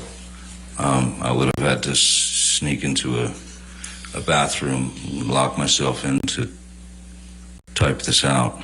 And how were you able to send this text message to Dr. Kipper in the state that you were in?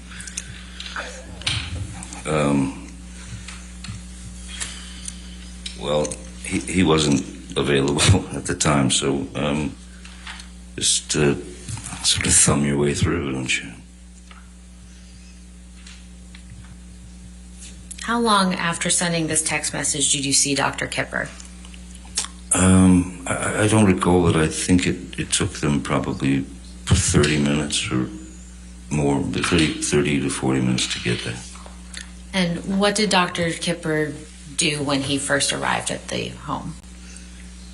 Oh, the first thing he wanted to do was inspect the damage of my finger and try and figure out exactly what had happened, how it happened. And what did you tell Dr. Kipper about how your finger had been injured? Objection, Your Honor. May we approach? Hearsay. All We've right, discussed this that's fine. several times. Let's go.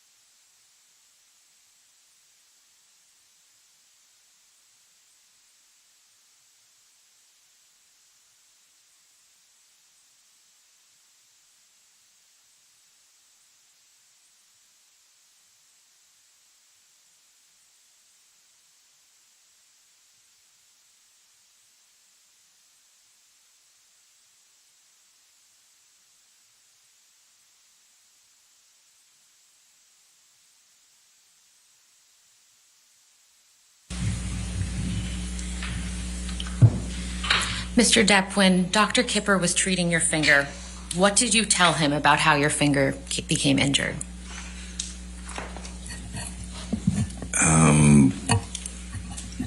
I told him that there was obviously, I mean, when you saw the damage in the house and everything, and the blood everywhere, I mean, obviously there was serious damage done. There would be no point in lying to the man. He'd been through it with me and Miss Heard before. I told him that she had thrown a bottle of vodka and smashed and cut my finger off. The tip of my finger. But a good chunk. I miss it. Mr. Depp, you heard Ms. Heard testify about an alleged incident of abuse on your honeymoon. Do you remember that? I remember her testifying to that, yes. And when did you and Ms. Heard go on your honeymoon together? I believe it was somewhere in the neighborhood of August, because I just finished the film. Maybe end of July, August. I'm not quite good on the exact date. Do you recall the year? It was 2015, I believe. And where did you and Ms. Heard go on your honeymoon? We took the Orient Express from Bangkok, Thailand to Singapore. And what happened while you and Ms. Heard were together on the Orient Express?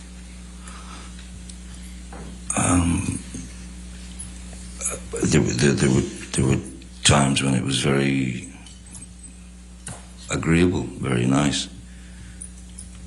And then there were times when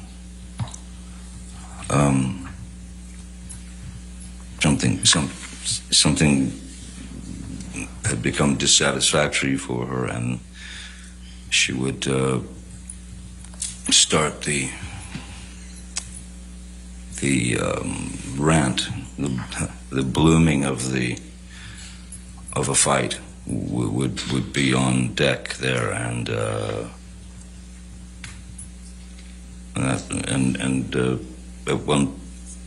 at one point it didn't. I mean, I don't remember it lasting long at all. I just remember that I took a pretty good shot to the face, to the eye, to somewhere up here. So I had a bit of a shiner. But it all ended, and then everything got fine again, and we'd go to dinner, and it was all fine. Did Ms. Heard ever apologize to you for giving you the shiner? I don't recall. Can we please pull up Plaintiff's Exhibit 162, which is already in evidence?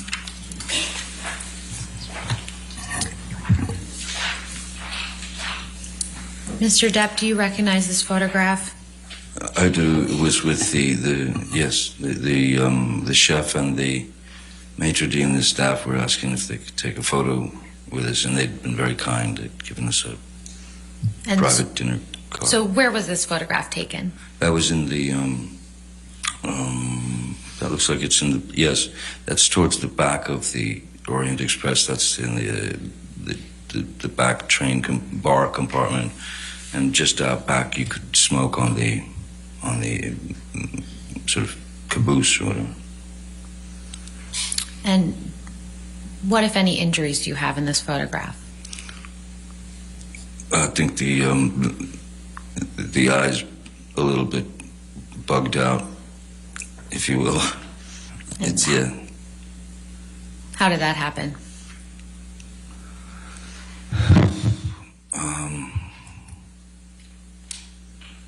These things could happen very quickly if if you disagreed. Objection, Your Honor, non-responsive. She just asked, how did that happen? I believe he was about to explain. Well, us stating the objection. Okay.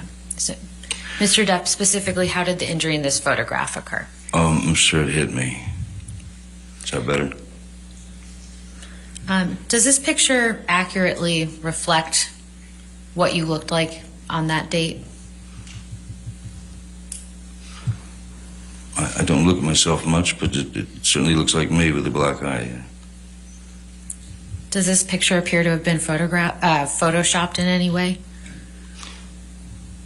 No, I think it would be difficult to photograph or to start getting into sort of digital processing with a number of people in the shot, especially in a wide shot. Could we please pull up Plaintiff's Exhibit 1301, and this is a new one, Your Honor, so this is not in evidence. Okay, thank you.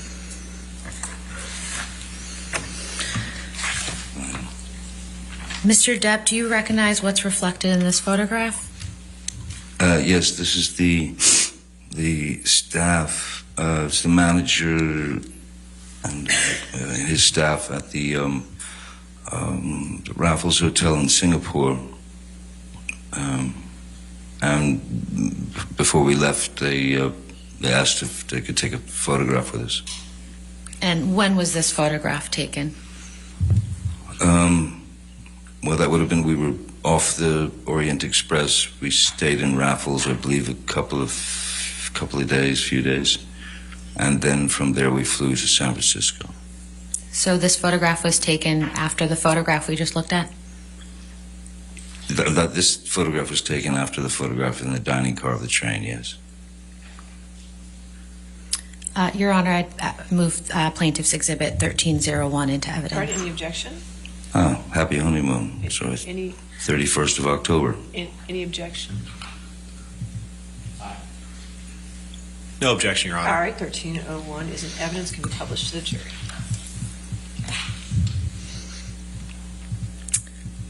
Mr. Depp, what, if any, injuries do you see on your face in this photograph? I see pretty much the same. I see that the area in here has been is swollen and yeah, there's a bit of a shiner there. Thank you. We can take this down.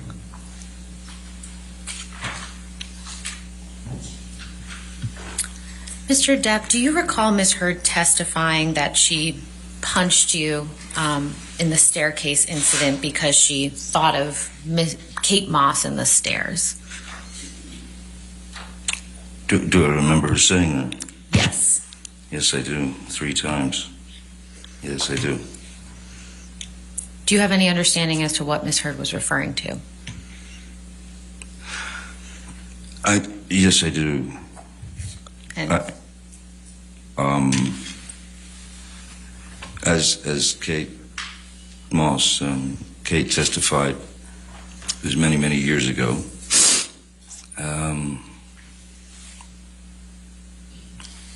And exactly what happened is what she said happened. I recall speaking with Ms. Heard about that very incident because of the downpouring of rain, because it was raining very heavily that day that Kate slipped. And I recalled the story to her. Objection, Your Honor. Hearsay. May we approach Your Honor? Okay.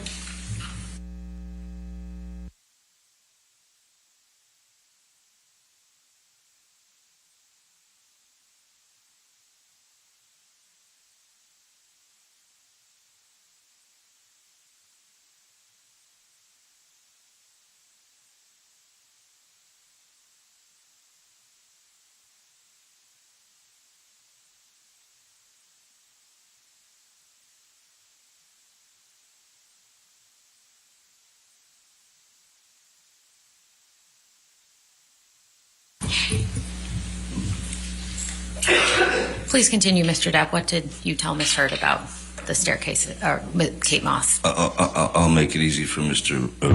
Rottenborn. Miss Heard took the story and turned it into a very ugly incident, all in her mind. There was never a moment where I pushed Kate down any set of stairs, yet she's spewed this 3 times before. Objection, Your Honor. Ms. Heard simply testified that she had heard a rumor, and that's What's a rumor? non-responsive to the question. Sir, hold on. This Sorry. objection. I'll overrule the objection. Misstates the facts and evidence. I'll overrule the objection. Sorry, I was drawn by Mr. Rottenborn's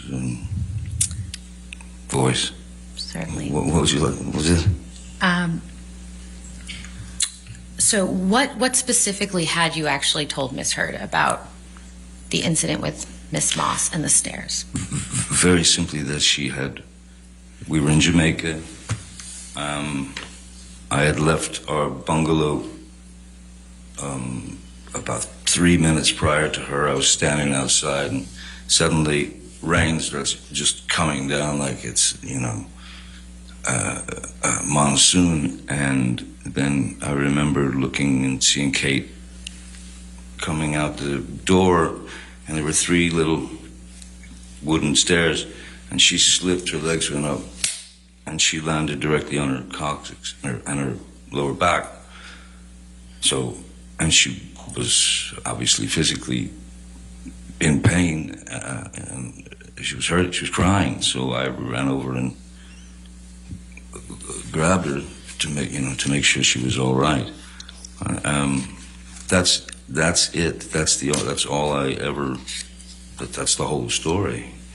But then the rumor of it, I'd never heard a rumor of that before Miss Heard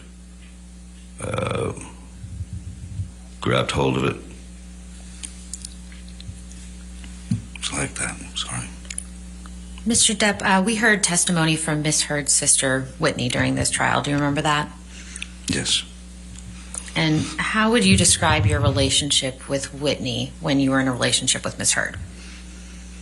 I liked Whitney very much. Initially, when I first met her, I liked her very much, and grew to love Whitney very much, because I always, it seemed, Whitney, Amber's sister, Whitney, seemed to always get the sort of dirty end of the stick, and I felt bad for her for that, because it wasn't new. It had been there for life, and that was seemed pretty obvious. So I took to Whitney very, very quickly, very easily. She was a very sweet kid. She was wonderful. What do you mean that Whitney got the dirty end of the stick?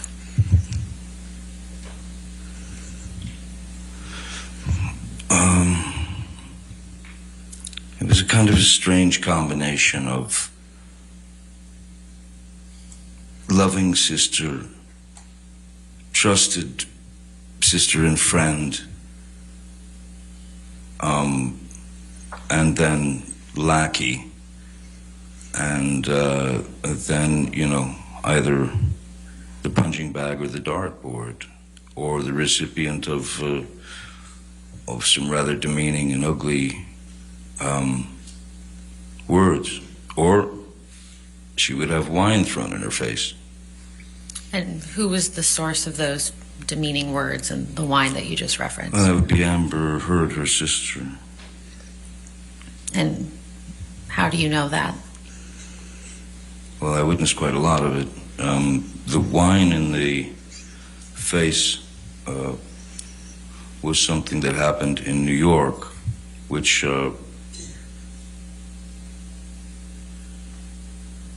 I think that even made it into the papers. I believe that even made it into the papers. It was in an elevator. How did you first learn about that incident? Miss Hurd told me in detail.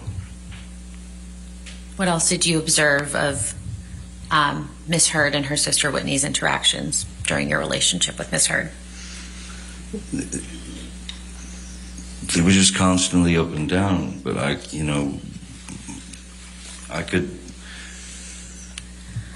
could sense, I could feel that Whitney was trying to please her sister, trying to be up to snuff, and it just seemed like she got shot down. Objection, Your Honor. This has gone beyond the scope of the question or his foundation for knowledge of that. Your Honor, I asked what he observed, between them. I think this is responsive to that. And his testimony as to what Whitney felt is... I'll sustain the objection. Next question. Okay.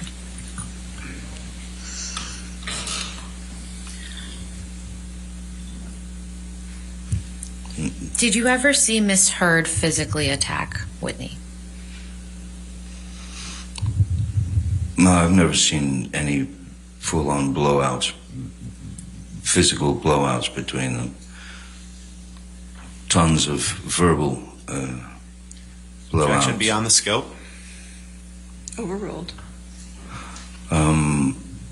I've certainly seen Miss Hurd grab Whitney,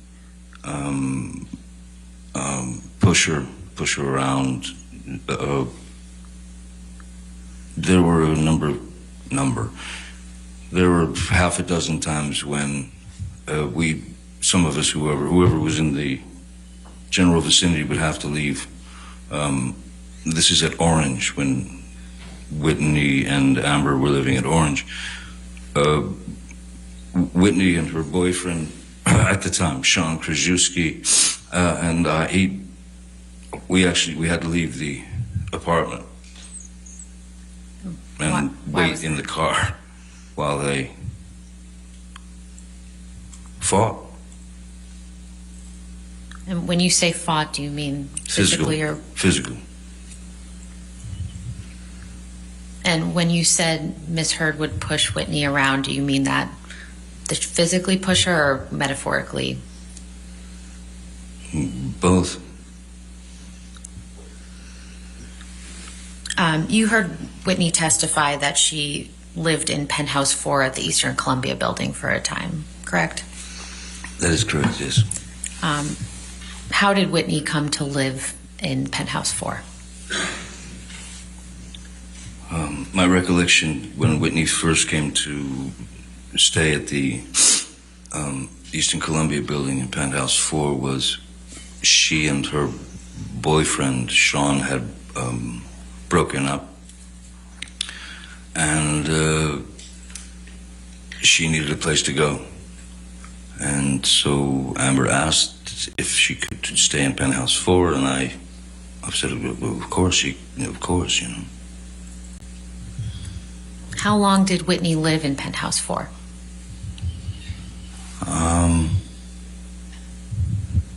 It was well over a year, on and off.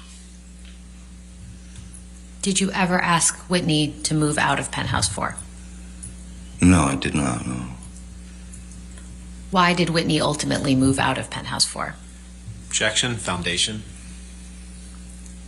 It's his apartment, Your Honor. He was living there. Oh, overruled.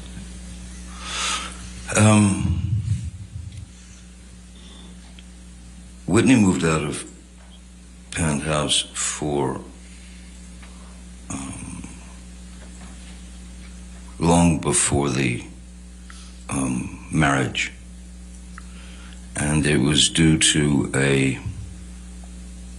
an argument that Ms. Hurd and Whitney had,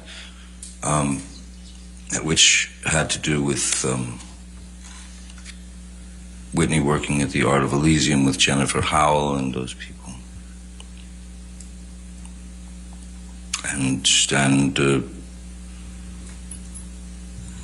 Amber asked her to leave, get out.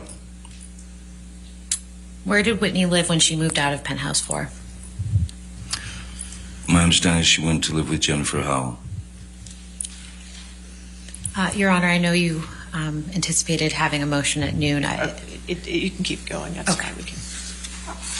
How much longer in direct do you have? I have a bit. Okay, that's okay. Go ahead. Mr. Depp, do you recall hearing testimony during Ms. Heard's case from Mr. Mandel? Yes, I do. And who is that? Mr. Mandel is my former business manager of 17 and a half years, who at a certain point I discovered had been embezzling quite a lot of money. So I had to take action against him and he and my lawyer of 17 and a half years, as they were in cahoots, as it were. And so yes, Joel Mandel is and they settled their case with me. They made their settlement. But yes, it was that was a very, Joel Mandel is a very bitter man who ended up with a lot of money that I worked hard for over the years. Do you recall Mr. Mandel testifying in this case that you do not spend very much money on charity? That I don't, sorry? That you do not spend very much money on charity? Objection, Your Honor. You just want to approach? Approach. Okay.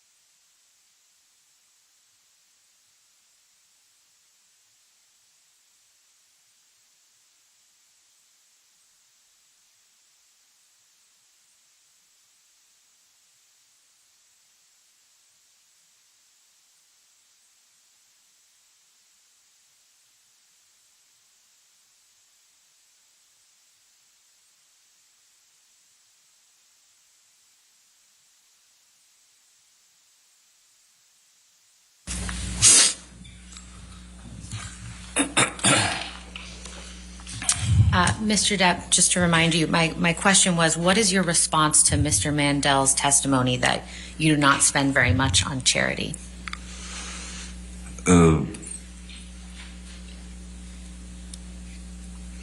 My response to that is Mr. Mandel is a very bitter man, and one thing about that, myself personally, with regard to charity donations, sending money to a charity, I prefer, I would rather that my name were not on it. I don't want the name to be the important thing or the thing that people talk about. So when I donate money, I donate without my name being involved, because I don't see that that's important, my name being there in terms of money. Now, if I am able to visit hospitals, or if I'm able to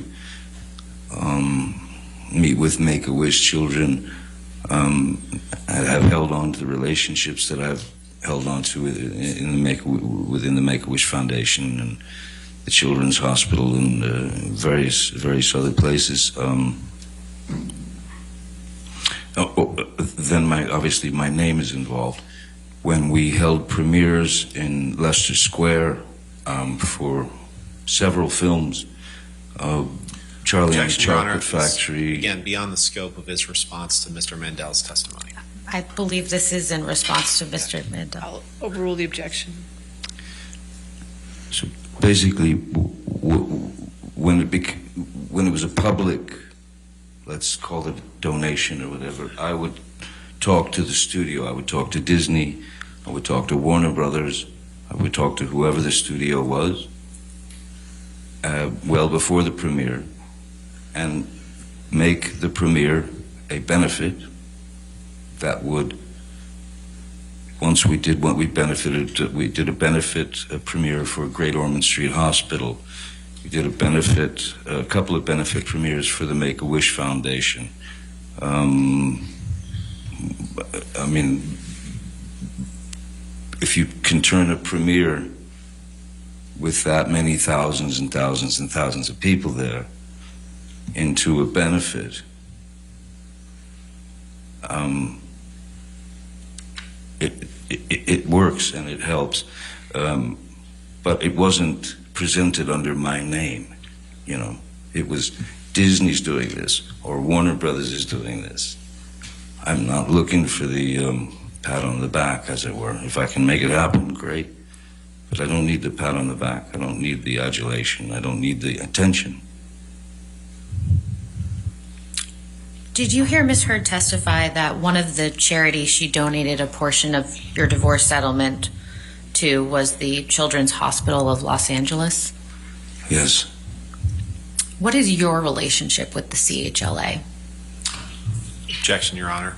Irrelevant and to the issue. May we you just approach Your Honor? discussed. Yes, ma'am.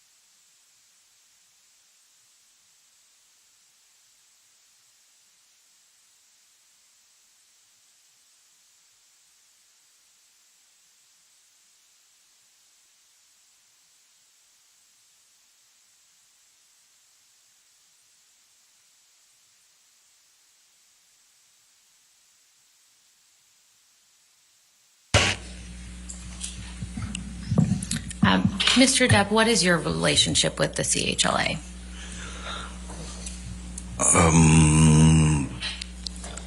I've had a relationship with the CHLA for probably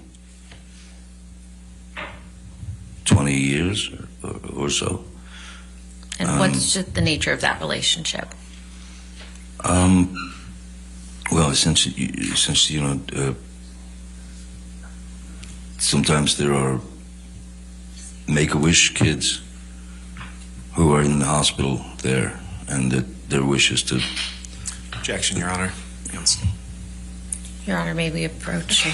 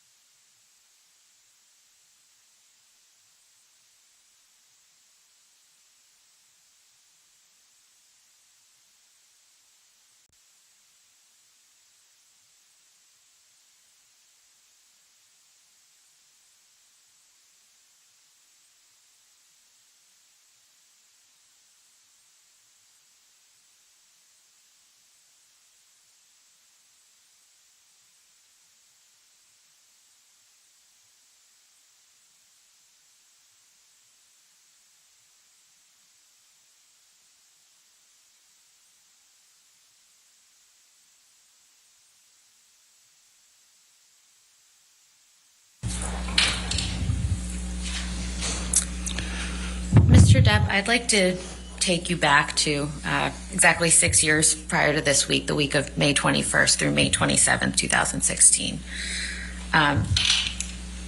What happened at the beginning of that week?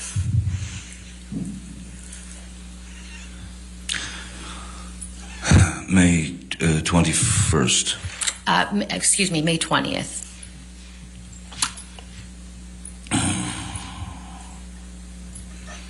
May 20th.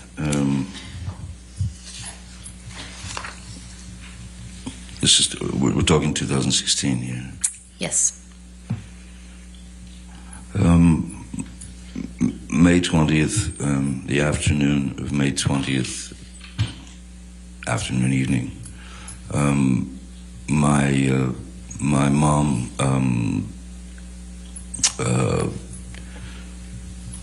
made her exit. She'd been fighting cancer numerous times and for many years, and she fought all the way to the end. And so my mother passed away on the 20th of May.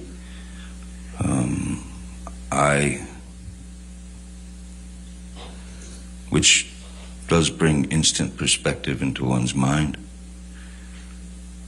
I spoke to Amber that night. I called her on the telephone, explained to her that my mom had passed, Betty Sue had passed, and that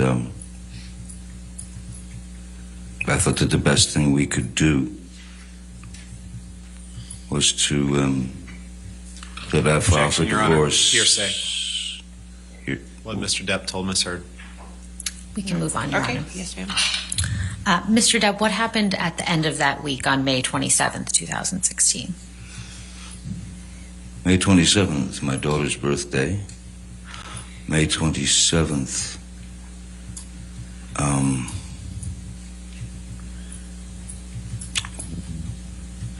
I was not in Los Angeles. I was on the way to on tour, and that was when Miss Heard went for the restraining order. And oh yeah, also that was the day that Alice Through the Looking Glass, a film I'd done, was opening. Did Miss Heard know that you were out of town on May 27th? Yes. And how would she have known that? Well, I told her I was going on tour. I mean, that was well established. How long were you going to be out of town on that tour?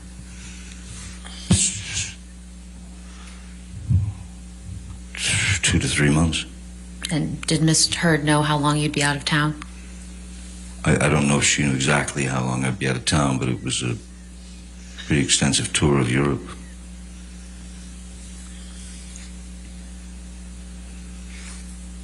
How did Ms. Heard's actions on May 27th, 2016 affect you?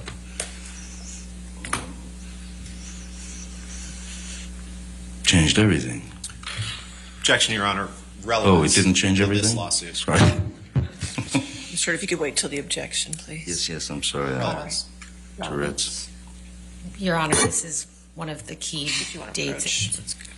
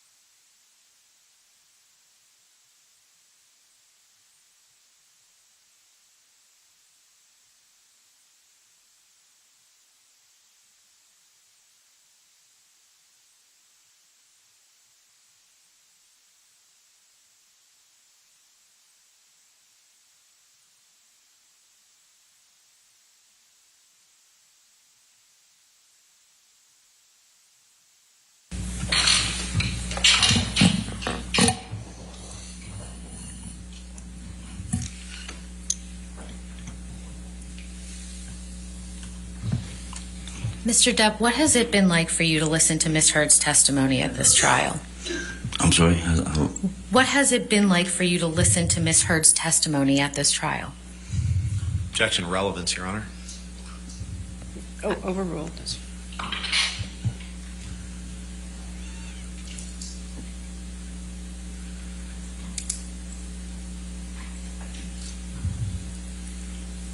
Insane.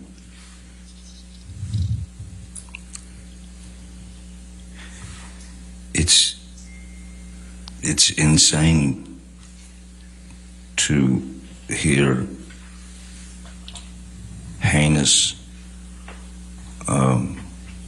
accusations of violence, sexual violence, that she's attributed to me, that she's accused me of.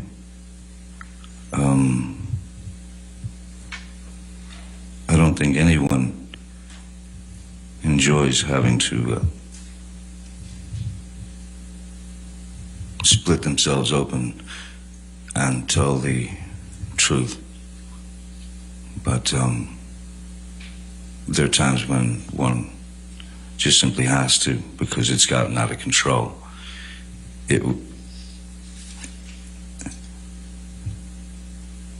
Horrible.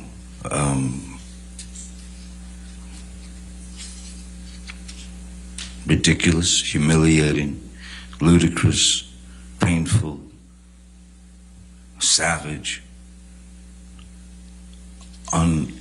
unimaginably brutal, cruel, and all false. All false. I wanted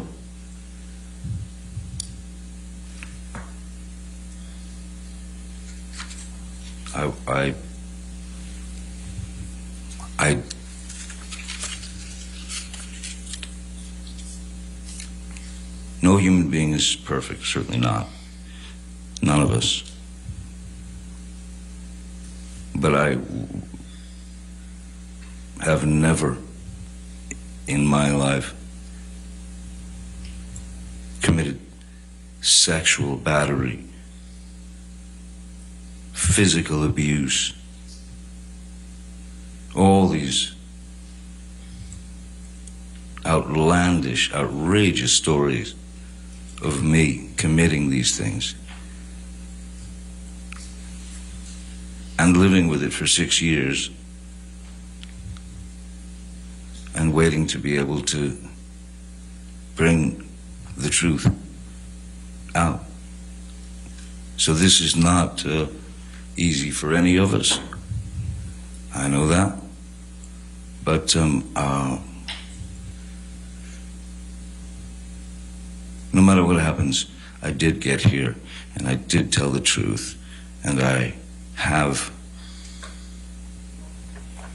spoken up for what I've been carrying on my back reluctantly for 6 years. Thank you. No further questions. All right.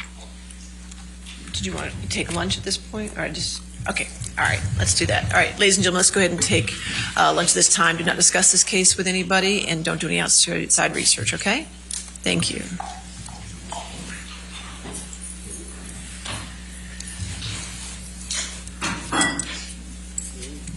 And don't break anything on your way out. Thank you.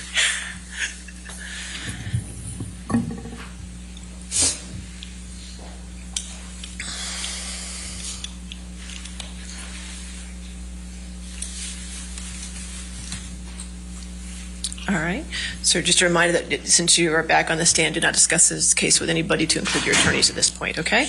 If you could just have a seat back there. We do have some other issues to take care of.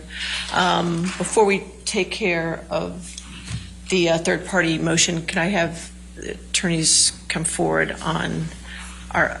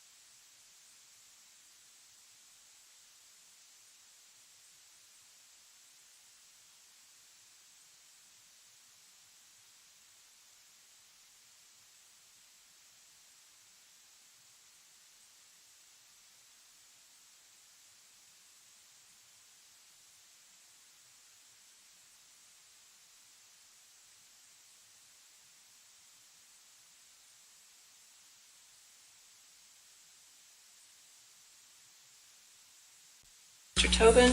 Yes, Your Honor. How you doing, sir? Very well, thank you, Your Honor. Thank you.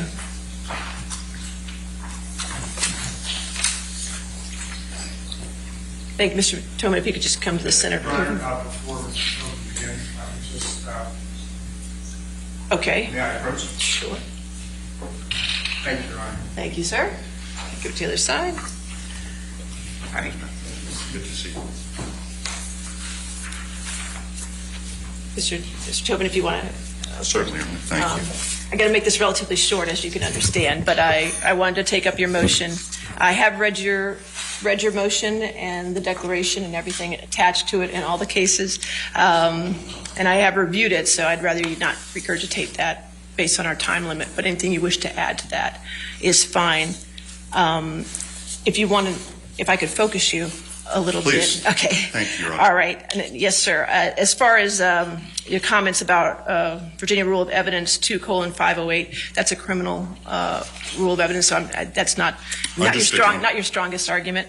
And as far as what goes on is when or if the witness testifies, whether it's hearsay or it's third-party knowledge, that's something I'll deal with at trial. So again, not what I'm concerned with. As far as Supreme Court Rule 314, which I would like you to talk a little bit about that as far as intervention. And I got to tell you where I'm at right now. The concern, the issue I have with the argument is intervention obviously would make you a plaintiff or defendant in the case, and it has to deal with an issue that's germane to this case, and this is a defamation case. So if you could just tailor your argument to that issue, sir. Sure. I'm happy to address the intervention. For the record, Your Honor, Charles Tobin from the law firm of Ballard Spahr. Yes, Here sir. representing TMZ, which is the publisher of news and entertainment for the celebrity and entertainment industry. And Your Honor, we're seeking to intervene simply to protect the relationship between reporters and their sources when it comes to reporting news in the public interest. As the court noted, we really don't have a dog in this hunt as far as Mr. Depp, Ms. Heard. We're really here purely on the First Amendment-based issue of reporters' privilege and reporters and their sources.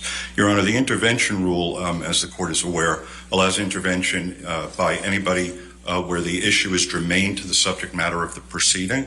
And certainly, Your Honor, the purported testimony, the proffered testimony of a former employee of TMZ who purports to be in a position to disclose confidential information learned during the operation of journalism, during his work as a journalist, is a germane issue that is being raised in this case. And, Your Honor, we would point the court to the Taps, Fletcher, Malden, and Reed versus Southern Bank and Trust case, 213 Virginia Circuit, Lexus, 253. It's a Norfolk Circuit Court decision from 2013.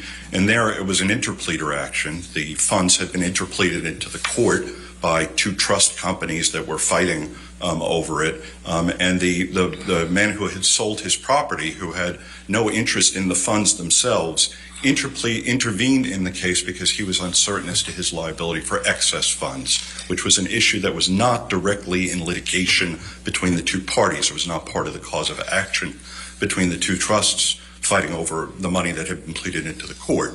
The circuit court held that certainly the rights of that man was going to be affected by the decision making in the case. He would be prejudiced if he didn't have an opportunity to intervene, and no party was in the position to assert his rights. And so similarly here, Your Honor, TMZ is a news organization.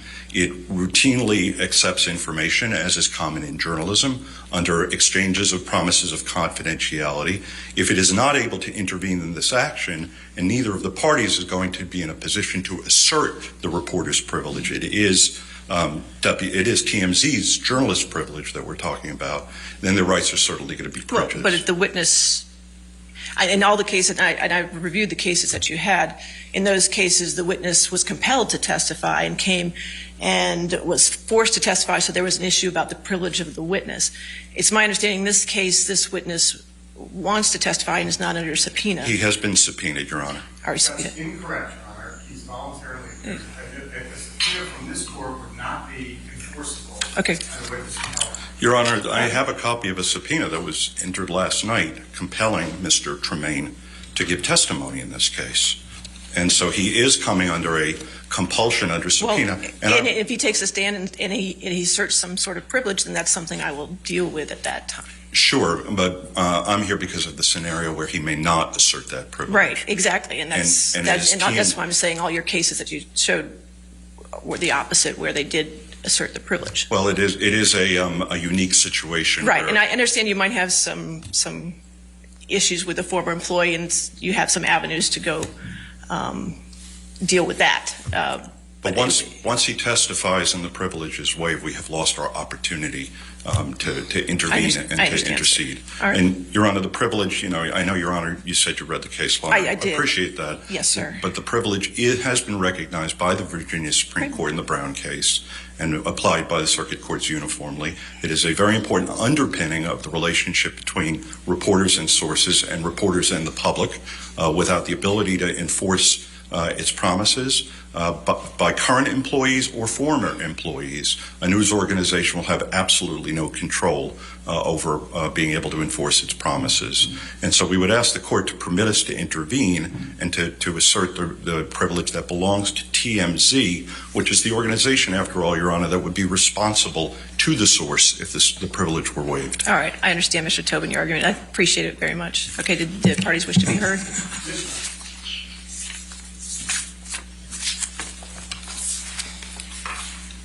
Good morning, good afternoon, Your Honor. I'd like to begin where Your Honor began. As a threshold matter, the court should deny TMZ's motion to intervene. Intervention is not appropriate for the reasons suggested in Your Honor's questions. As Your Honor is well aware, intervention is only appropriate with leave of court where a third party seeks to, quote, file a pleading to intervene as a plaintiff or as a defendant to assert any claim or defense germane to the subject matter of the proceeding, unquote. Virginia Supreme Court Rule 3:14. As Mr. Tobin, to his credit, has conceded, TMZ is not asking to file a pleading. It cannot properly categorize itself either as plaintiff nor defendant, and it seeks to assert no claim or defense germane to the subject matter of this action. Moreover, even if the privilege were applicable, which is not the case here, the testimony intended is directly relevant and would outweigh any qualified privilege. Quote, an intervener must be asserting an interest that is part of the subject matter of the litigation, unquote, Hudson versus Jarrett, 269 Virginia 24/32. Here, as Mr. Tobin stated, TMZ seeks to protect potential information solicited from a third-party witness, which is in no way a matter before this court, citing Commonwealth versus Gill, 89 Virginia Circuit 323, a 2014 case denying a motion to intervene where the intervener filed it, quote, to protect a property right, not a matter before the court, unquote. The outcome of this trial will not affect TMZ, and it does not have a sufficient interest in the subject matter of this suit to intervene. See Texas Fletcher, Maiden and Reed, PC versus Bank National Trust Co., 2013 Westlaw 5849140, granting, and this is distinguishing it, granting the motion to intervene where the intervener's liability would be affected by the outcome of the litigation. Finally, Your Honor, TMZ lacks standing to object to testimony by a third party in this action because TMZ, as Your Honor pointed out, is not being compelled to testify. TMZ's reliance on the Philip Morris case for the proposition that the privilege cannot be circumvented by seeking confidential source information from an employee is inapposite. 36 VA Circuit at 1. For one thing, as noted in that case, there is no testimonial privilege akin to that enjoyed under the Fifth Amendment, which would allow a reporter to refuse to appear before a grand jury and answer questions. And Philip Morris, as Your Honor is aware, the party issued a third-party subpoena for records to trace confidential sources. Philip Morris is inapposite here, as that case related as this case is related to witness testimony, not records.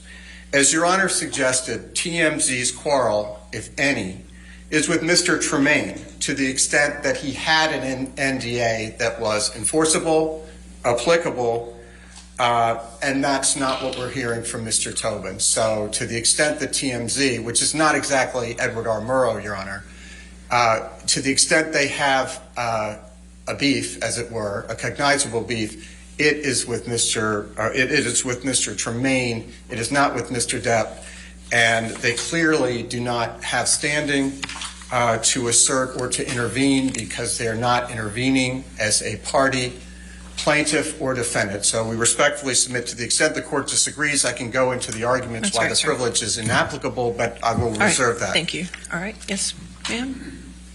Your Honor, I would like to weigh in from just a different perspective, and that is because we're trying to deal with some important issues of privilege, et cetera. But from our perspective, representing Ms. Heard, we have issues with this witness separately, and I want to make them very clear for the record. This is somebody who should have been identified in discovery, was never. Second of all, it's not relevant whether, apparently what they're saying he's going to testify, and we have not had the opportunity to discover that, is he's going to claim that someone leaked to TMZ that Ms. Heard was going to obtain the TRO on that Friday and also leak the video, the kitchen video with Mr. Depp being rather violent. I'm almost certain he's not going to claim it's Ms. Heard, so I think it's never going to come in. Right. Ms. Berghoff, I understand all that argument. Do you have any argument as to this particular motion? No, okay, well, then we can address you. My point is, though, if you balance the prejudice versus the probative value, I don't even see how he can come in on foundation or hearsay or relevance. That's just not part of this motion at this time. Thank you, ma'am. All right, Mr. Tobin, your motion, you get the last word, sir. Thank you, Your Honor. You know, I appreciate that the court shook your head when he made the snarky comment that this is not Edward R. Murrow. Obviously, the First Amendment applies to everybody, citizens, the New York Times, or TMZ, and this is a First Amendment-based privilege. Your Honor, the Philip Morris case is actually a very good case to answer Your Honor's question about the intervention of somebody else in order to assert the privilege. There, ABC was a defendant in the case, and it moved in order to prevent other people, the phone company. Right. But they were already in the case in that particular I understand. matter. There is no other mechanism, though, and so it would be an interesting procedural issue for appeal, Your Honor, whether a journalism organization or anybody else who's a First Amendment holder would be denied intervention on a constitutional-based privilege. I also, just for the record and for the merits of the case, if I understood Mr. Chu correctly, he said this is not an issue in the litigation. This does not relate to an issue in the litigation. Well, if it's not an issue in the litigation, if it's not part of a prima facie part of the defense, part of the allegations of the complaint, if it's impeachment evidence, if it's collateral to the main issues in the case, under the Brown v. Commonwealth decision under the Virginia Supreme Court, under the application of that privilege in the Philip Morris versus ABC News, it is not supposed to be compelled in this case. Which is, again, it's not being compelled, it appears. Well, he is appearing by subpoena, and it is a compulsory process, and he will have an obligation unless he asserts privilege under oath. But it is our privilege, Your Honor. It's not an employee, a loyal or a rogue employee's privilege to waive on behalf of its employer. This is an unusual situation. Tell me about it. But the answers are there in the law, and it is a First Amendment concern. This is not the first unusual situation in this case. I can for tell you of us, for Mr. Tobin. For anybody here, I'm sure. Yes, sir. I appreciate you coming in today, and I appreciate your arguments. Yes, sir. Thank you. All right. In this matter, under Virginia Rule Supreme Court 3:14, a new party may intervene as a plaintiff or defendant to assert any claim or defense germane to the subject matter of the proceeding. A new party may not intervene unless they assert some right involved in the underlying litigation. A party is not entitled to intervene merely because a byproduct of the litigation adversely impacts them, and the decision to allow intervention is within the broad discretion of the trial court. Here, the rights asserted are not germane to the trial. The central issues in this case are whether defendant defamed plaintiff and whether plaintiff defamed defendant through a theory of vicarious liability. The issue of the confidentiality of sources has not come up as in other cases cited by EHM, which is the corporation that TMZ belongs to, is under their umbrella. In Brown versus the Commonwealth, there was an attempt by the criminal defendant to subpoena institutions in order to obtain the name of the confidential source. When the author of the article was subpoenaed, she refused to identify her confidential source on the stand. And in this case, it appears that the witness is willing to state the name of the confidential source without being compelled voluntarily. Whether that breaches a non-disclosure agreement between Mr. Tremaine and EHM is not germane to this matter and can be litigated in a separate matter if EHM so chooses. And while breaches of contract must be taken seriously, and the court does, any alleged breach is not germane to the underlying litigation here.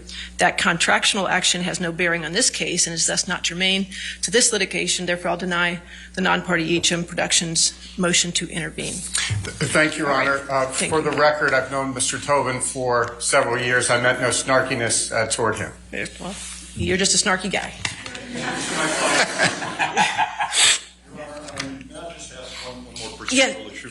Ashley, Mr. Your Honor, I am concerned that we preserve the issue fully. And so, for the record, yes. For the record. And so I would ask, may I have the opportunity to object when Mr. Tremaine is questioned by question? No, sir, you're not a party to this case. However, I will note for your record your objection to his complete testimony on behalf of your client. Right. Thank you, Your Honor. Okay, thank you.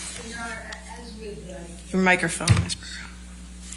As with the Hicksville witness, Your Honor, I would ask that we could voir dire him before the jury to find out when he contacted counsel and when they became aware of it. And I think also, under the circumstances, in fairness, I think we should at least be able to ask him what he's going to claim. Response? Your Honor, I don't think that's appropriate. Certainly, I don't think a proffer is necessary or appropriate in this case. I'm not going to do a proffer in this matter, okay? All right. Mr. Rottenberg is almost at lunch. I know, I'm so sorry. But I truly am the messenger here, because Mr. Murphy just informed me that he has to just clarify one thing about... one clarification. Okay, all right, okay. I apologize. That's fine. I think we need Ms. Myers.